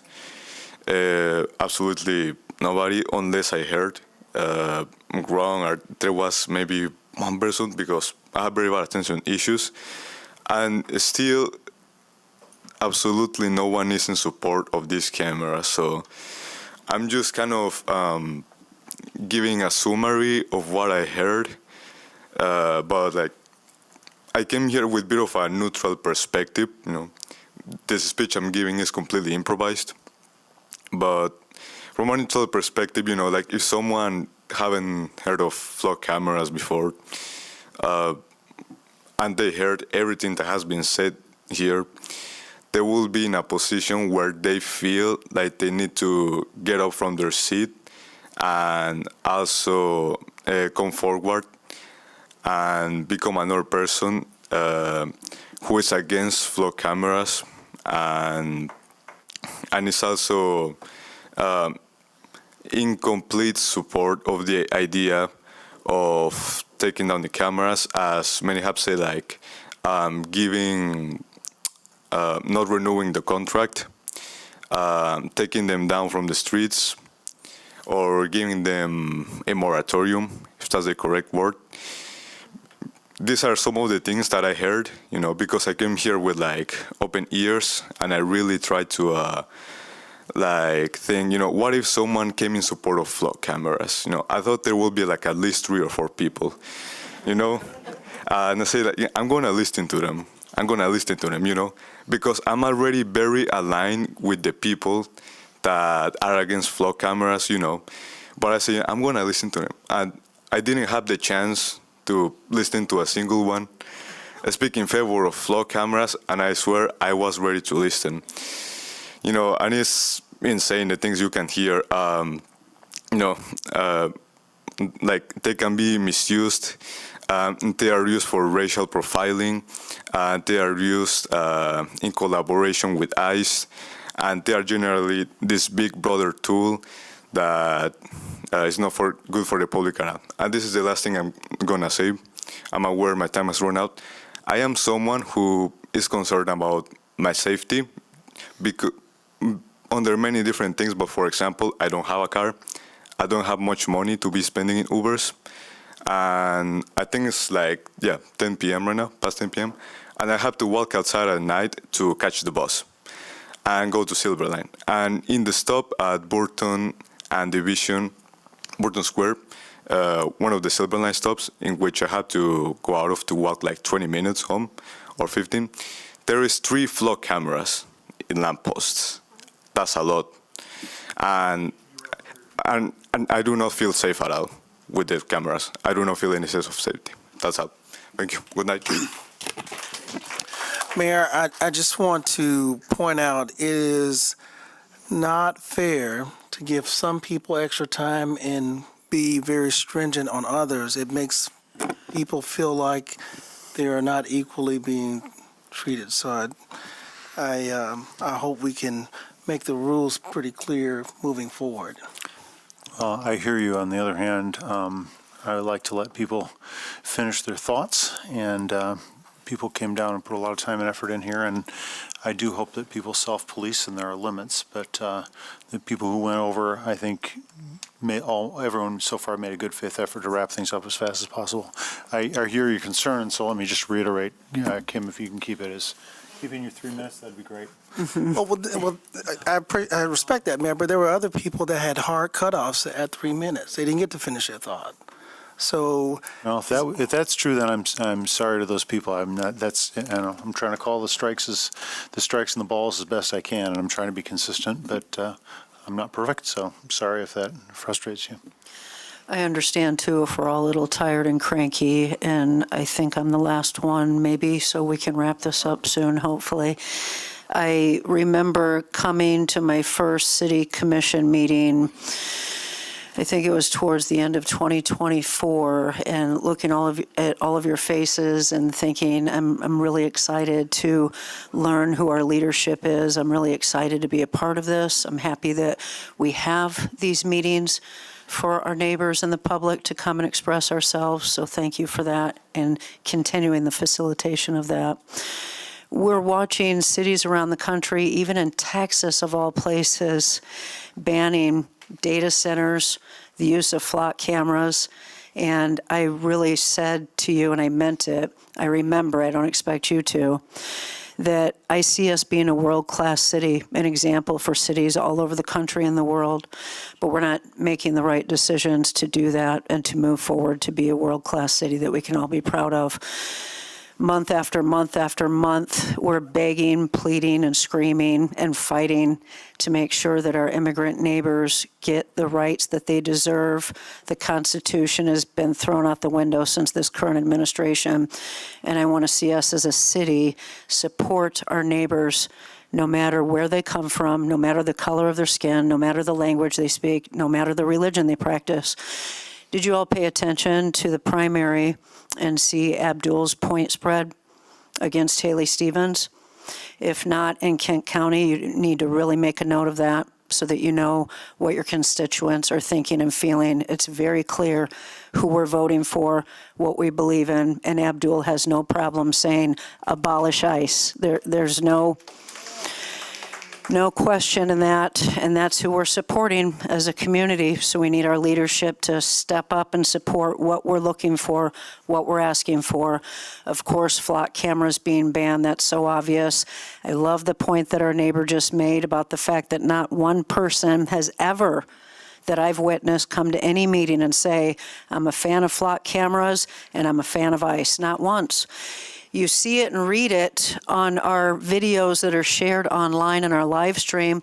Half of those people don't live in Grand Rapids and the other half are bots. So I hope you're not taking your direction from them. So if you're not taking your direction from us, please, Mark, David, who are you taking it from? Is it DeVos? Is it Van Andel? Who is it? Because it's not us and it's not the bots online.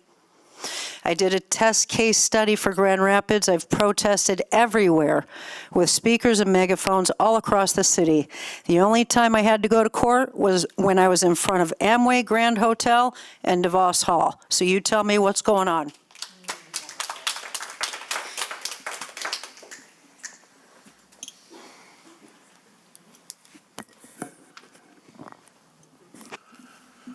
Mark back again. I done heard all the complaints of these flock cameras, but we all know who's behind all this. The guy that's occupying the house on 1600 Pennsylvania Avenue. He is destroying this country.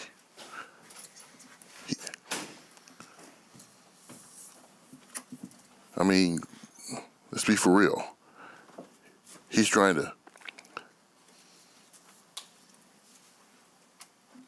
it so bad, even some Republicans are fed up with him. So, to the point that the farmers are getting pissed off due to the fact that he is importing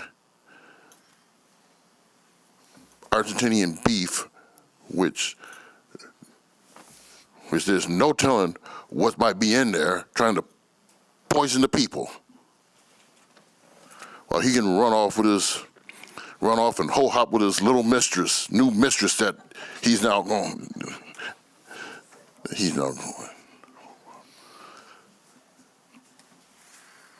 And wants to rename an aircraft carrier after him. The USS Orange Felon.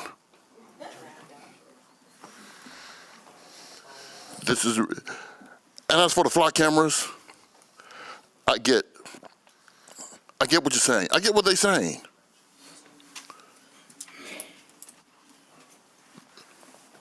These romantic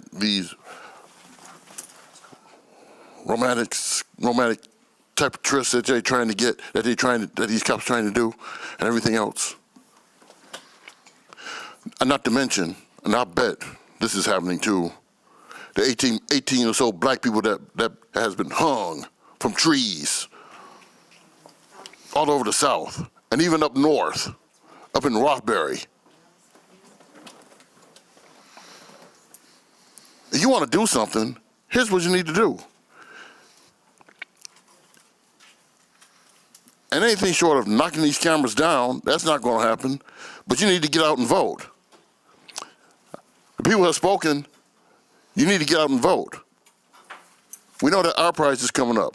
This is a good time for individuals to get out there and demand people to get registered and go vote.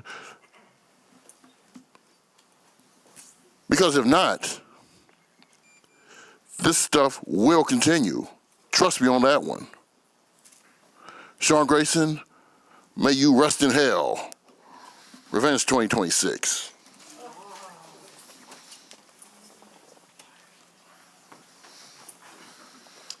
All right, name's Andrew Moore. I live in the 2nd precinct. Would like to address David LeGrant. What was it? Probably half of my life ago, you were a defendant for me. You defended me. You were my attorney. And I'm asking you today to stand up and defend our Constitution, our Fourth Amendment right.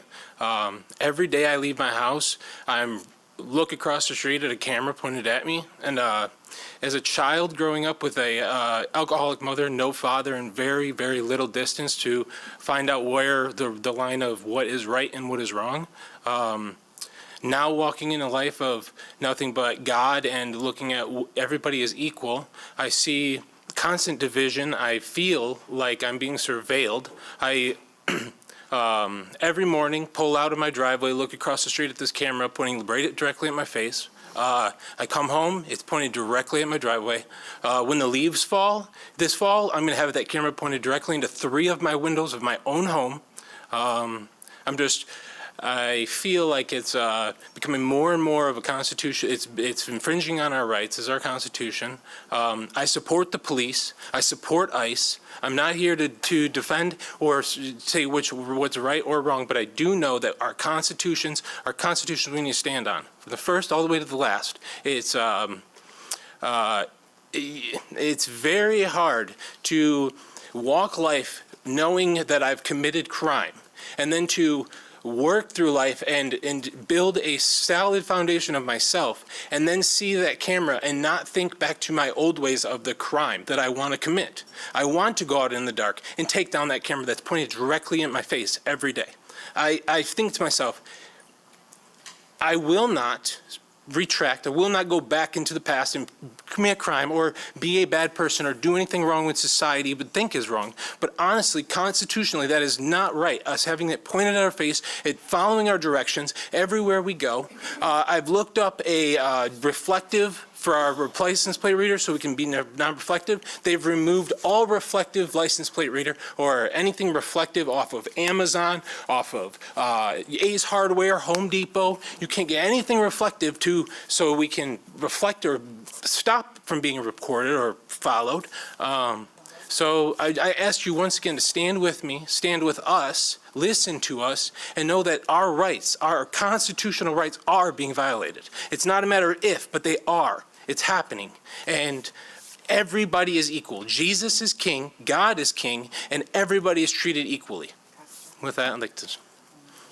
And also leave one more thing. I would like to say thank you. You are stand-up, and I look up to you, and I have been, and I always will preach nothing but good about you, because you have changed my life forever. Forever. Thank you.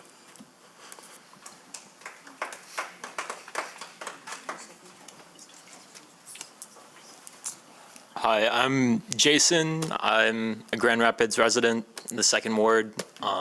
We've all been here for a bit, so I'll try to keep it quick.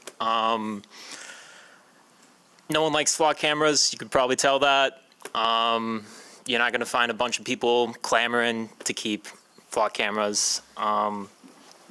Just some things that I found out while researching this is the locations of flock cameras are like really disturbing.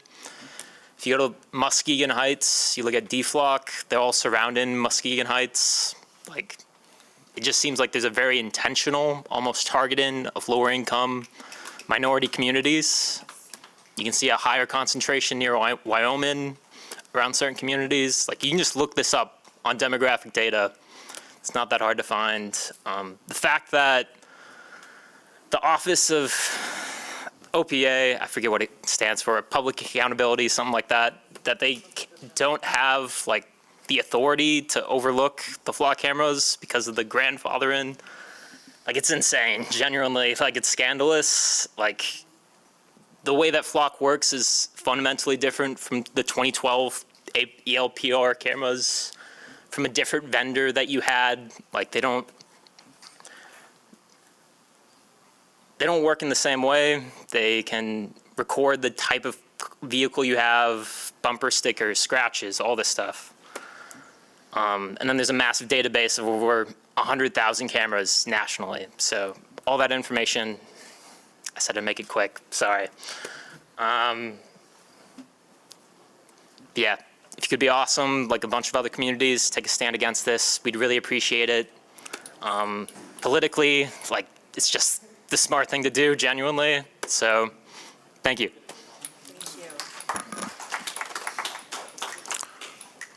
Thanks. I think that brings us to the end of people who want to speak for public comment. So I will move on to closing comments from my colleagues. Commissioner Knight? You're good? Okay, Commissioner Yasasi. Thanks, Mayor. It's late, and I'll just say I appreciate the robust discussion today around a variety of things. I think as a commission, we have responsibility for a number of things as it relates to public safety, city services. I think today in our public safety meeting, we talked that this was not the end of our conversations. I feel I felt very good after having that discussion with you, Mayor and Commissioner Kilgore and City Manager, and I think talking to our colleagues beforehand. So thanks for coming out. I think sometimes we get in this room and we use words that are in the binary of nobody, everybody. There's, you know, I really, in my 7th year of this, that's not how you're not going to convince me of stuff like that. I think these situations are way more nuanced than that. I look forward to future conversations around what are the guardrails that we have in place, what are the realities. I've heard different numbers mentioned tonight about, 100 flock cameras. We have 31. And then there was the whole history. So I'll just point to that. And then I'll also just point, we talked a little bit about OPA and some of the reports. This was the presentation that they gave. There are 12 different oversight type reports that are going to be done in this next year. So I really appreciate getting that roadmap, City Manager, about where are the priorities, and look forward to those future discussions. Thank you. Thanks. Commissioner Belcheck. Yes, sir. I agree that this has been a robust day and a robust conversation, and I'm glad you brought up the reports that were going to be had and the conversation that happened at Public Safety. I want to just say thanks again to Manager and to our police and our Office of Oversight and Public Accountability, because they are working through those reports. And so I hope that people continue to watch and listen and talk to us and continue to have this conversation, because this is not a one and done. And I think that we all recognize that up here. I think that having this conversation, having this presentation from Flock today, all of that was very timely, and also I think we have to look at it as a win. It's a win for our community to be able to be publicly having these conversations, because I don't remember having them in this way, except for maybe the drone conversation. So I think this is good that we're doing this, and I would point people to the comments that we've been hearing about how are people in lower economic or Black and brown communities being potentially targeted and what are the statistics and how that's all related. And I just want to say that today at the committee of the whole, we had a really fantastic conversation and presentation with some really strong data that combines all these different influences and social policing and all this other stuff. It's from a Just GR. So I encourage people to go back and really look at that. This is going to become a tool that I think we're going to continue to use in the conversation. There's going to be public data available that we can actually pull these things together. But there was a lot of trends and real analysis that I think can help us in making these decisions. And the long and the short of it is, and I will repeat what I said there, I do think that there is a real indication that the community safety is more than just policing, that it is absolutely the basic needs that we have in our community, and that includes housing and other things. So I will continue to advocate for that to be part of our conversation, that safety includes where we live, how we live, and the services that we're able to access. And transportation is also a part of that. Commissioner Kilgore. Yeah, I just want to thank the public for coming out. I'm hoping that folks can refer to our public safety meeting that is posted on our social media platforms and YouTube as well, where you can find the letter from the ACLU, of which in the Public Safety Committee I did say that I support, and I will continue to support the measures that they raised in that letter. The ACLU, whenever they come to this body, it's very moving for me. It was one of the first times when we had a nuisance ordinance for the city of Grand Rapids when I really felt like, oh yeah, I'm going to run for office because folks are just not meeting the moment. And that's when we were penalizing our unhoused community members, and I stood with the ACLU then, and I'm standing with them now. So I'm really looking forward to further conversations, and this was really good feedback. It is really great when folks take time out of their day to come and talk to us, and I'm really thankful for my colleagues who they did say that everyone up here is committed to really not only listening but then taking action. The ACLU talks about, one, integrating it into our surveillance policy. They have some other very simple points just in case folks watch this video. These are going to be some of our most viewed videos of the year, so that's why I want to make sure, these things are read. They gave 4 simple points of, if we don't cancel the contract, we can do a few things. 1, engage in extensive community dialogue. 2, undertake a robust research and vetting process. 3, establish public accountability and transparent auditing and report requirements. And 4, enact and enforce strict data storage and sharing restrictions. Another option is to adopt an ordinance to guide the use, oversight, data storage, sharing of ALPRs in a way that better protects the privacy of the community members driving on a roadway while preserving the limited use of technology for public safety purposes. So the ACLU has developed a model ALPR or city ordinance that they'd be happy to share with us. So I'm going to be working with their regional office to see what that looks like. Are we already having that?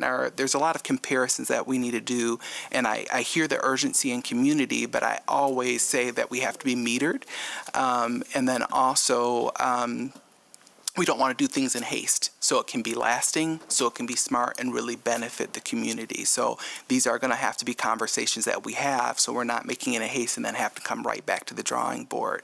So I'm really thankful that my colleagues are looking into this. I sort of have felt for my 2 years like I'm the guy who's saying I'm against the car. I'm not against the car. I'm for seatbelts and the airbags. Like, that's what I've been with the guy of technology, whether it has been these data centers or the use of AI. I have consistently been someone who says we've got to look into this, and we also have to have the pulse of our community. So I think that's reflected up here. I think no one was dismissive to the concerns of community, because that's who we're here to serve. So thanks again, and also thanks to the GRPD. Chief Trigg is going to have be a special guest at my community conversation next month, September 15th, from 5:30 to 7:30, where we can continue this conversation, do it in a different venue. It'll be at LifeQuest in the 3rd Ward, hopefully more accessible to 3rd Ward constituents, and another avenue that's not City Hall to talk about some of these issues. And with that, good night. Mr. Clerk? Nothing for me. City Attorney? No. City Manager. Yes. Thank you, Mayor. Thank you, Commissioners, for your work today. I want to thank the staff for their work. I just want to be succinct in my comments. I'm going to finish where I started off this morning. I want to thank the Police Department for bringing forth this briefing and Chief Craig. And as we said this morning, today was to get informed. And we've certainly been informed by the Police Department, by Flock, and also by the residents. And what I committed this morning was that we wanted to hear perspectives and then contemplate those and work with our city attorney's office if there are any administrative changes or otherwise. And I'm still committed to doing that. And we need some time to reflect on what we've heard throughout the day and then to come back and follow up. Also want to thank those who have really been part of some amazing events this past weekend. We just had the Return to the River Festival that was totally free to the public, and a lot of activations along the river corridor, and continuing to experience a safe summer. This is the first week back for some, first classes, others next week, so we want to make sure everyone continues to be safe around intersections and following safely at a safe distance for all the buses that are on school routes. So have a good night. Thank you. So I want to make a couple quick points and then talk in some detail about Flock. So the first thing is for those of you who reference the sanctuary policies that people in our community have been asking for in general in West Michigan. I'm glad people are advocating for those policies. I think most of them are sensible. But you can see that on our OPA's website, we now have a landing place where we point out, for example, that we don't have 287G agreements, and there are a number of reasons why we couldn't even if we wanted to. So if you want to go look at what those, what the city's stance is on relative to some of that conversation, that'd be a great place for you to go, and I recommend that. Second thing is, I was saddened to hear people sort of dismiss the work of Cure Violence. This is actually a very important conversation. This is a national idea that came from a doctor who studied transmissible diseases and said that in a lot of ways violence is a transmissible problem. And so if we want to deal with this, we should deal with it on a community level. So it is very much an alternative to standard methodologies and ways we look at violence, and it's very much a harm reduction system. It's very statistically grounded, and I think it has great promise, and it's one of the reasons why I'm glad the city's investing in it, but I'm also planning on going with our city manager to Chicago soon, I hope, to talk with some of the leadership in this what's essentially a national movement to try to reduce harm and reduce violence in the community. So I urge those of you who are interested to go read. The founder has a book out, and if you want to learn more about the Cure Violence movement, please do take a look at that. As far as one thing that I was really grateful this weekend, and thank you, City Manager, and I certainly want to thank OPA. We had an expungement fair this weekend, and we had massive demand. I think something like 700 people came out to try to get their records cleaned up, and that's because we've made that much more possible at the state level, but the need for people to get help on that is great, and so I intend to work in the City Manager and others on the Commission. I hope we're going to work on trying to get more volunteer lawyers out to meet that demand. That's really important work for people to be able to put their past behind them and be fully, and with dignity reintegrated into society. So please keep an eye on that work and support it as the city continues to do it. I'm very proud that our city is putting time and resources behind that. People drove for hours to come for this. So we're not just helping people in Grand Rapids, we're helping people who just don't get the service in their community. So I really, really want to say sincerely thank you all for coming out and discussing Flock tonight. A lot of really, really good, positive, thoughtful commentary, and I really appreciate it. This is so much what I hope for from community comment. There wasn't any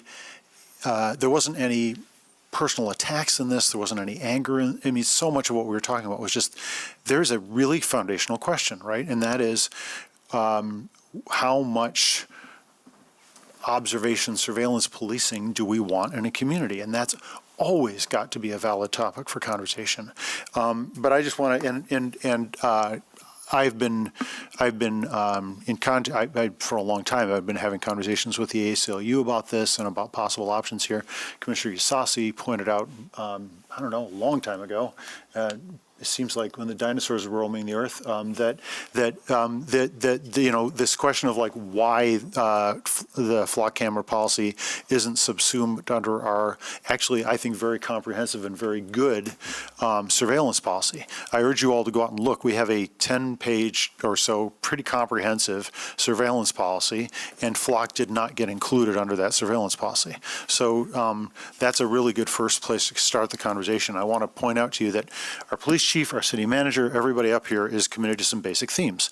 We want to work towards transparency. We want to work towards accountability.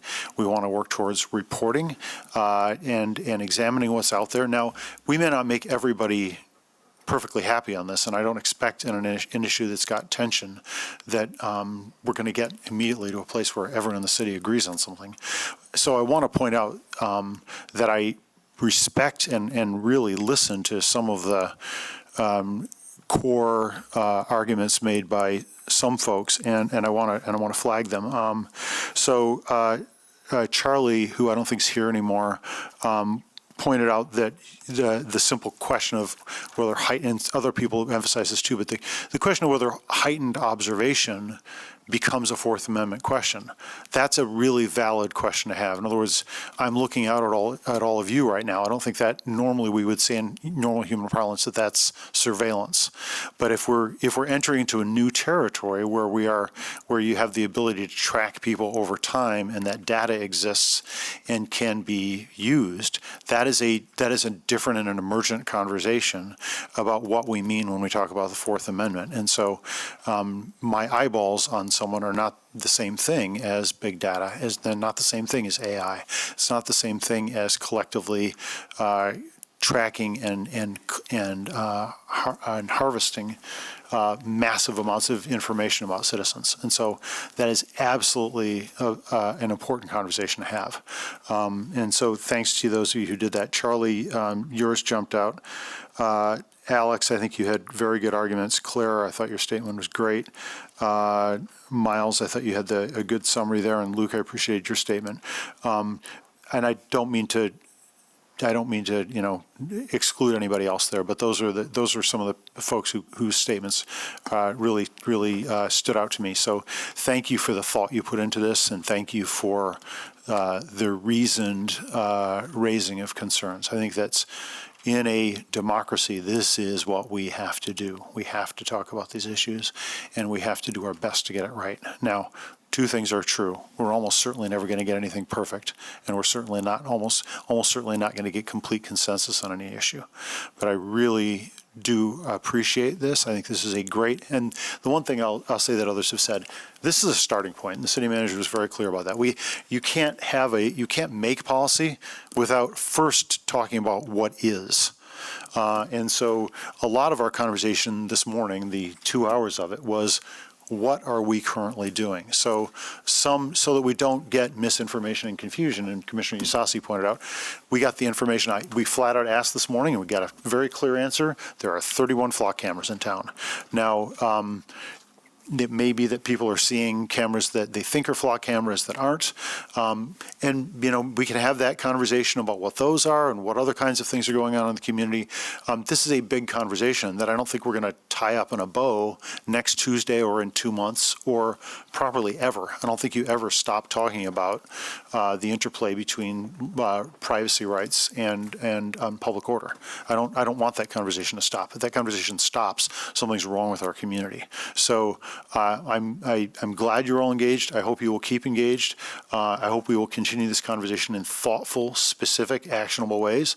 And I think that there are some emerging themes here, and there are going to be, I think, good recommendations that come from the community, and I hope wisdom that comes from the folks that you've elected to try to wrestle with this. And somebody earlier on criticized me for not being an expert. Well, There are a million things that I'm not an expert in. There's a million things that everybody up here is not an expert in. We're not elected because we're experts in electricity transmission or, deep sea diving or anything. I mean, there's so many things in the world. I'm not an AI person. I'm not a tech person. There are some things that all of us have more expertise in and less. But yes, I am not an expert in data surveillance. It's not my background. I don't have a computer science background. I don't have I just don't have a tech background. And so in those circumstances, the people you elect just have to listen to expertise, and whether it's expertise in the community, whether it's internal expertise, it's both. It's all.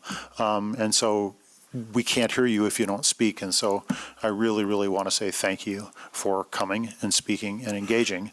But don't think this is not a one and done, right? This is a continuing conversation. So thank you all for continuing the conversation. The last thing I'm going to say is, for those of you who wonder about this when you hear condemnations of alcohol from a faith background, Jesus' first miracle was, city manager? Thank you all. And it was the good stuff. Exactly.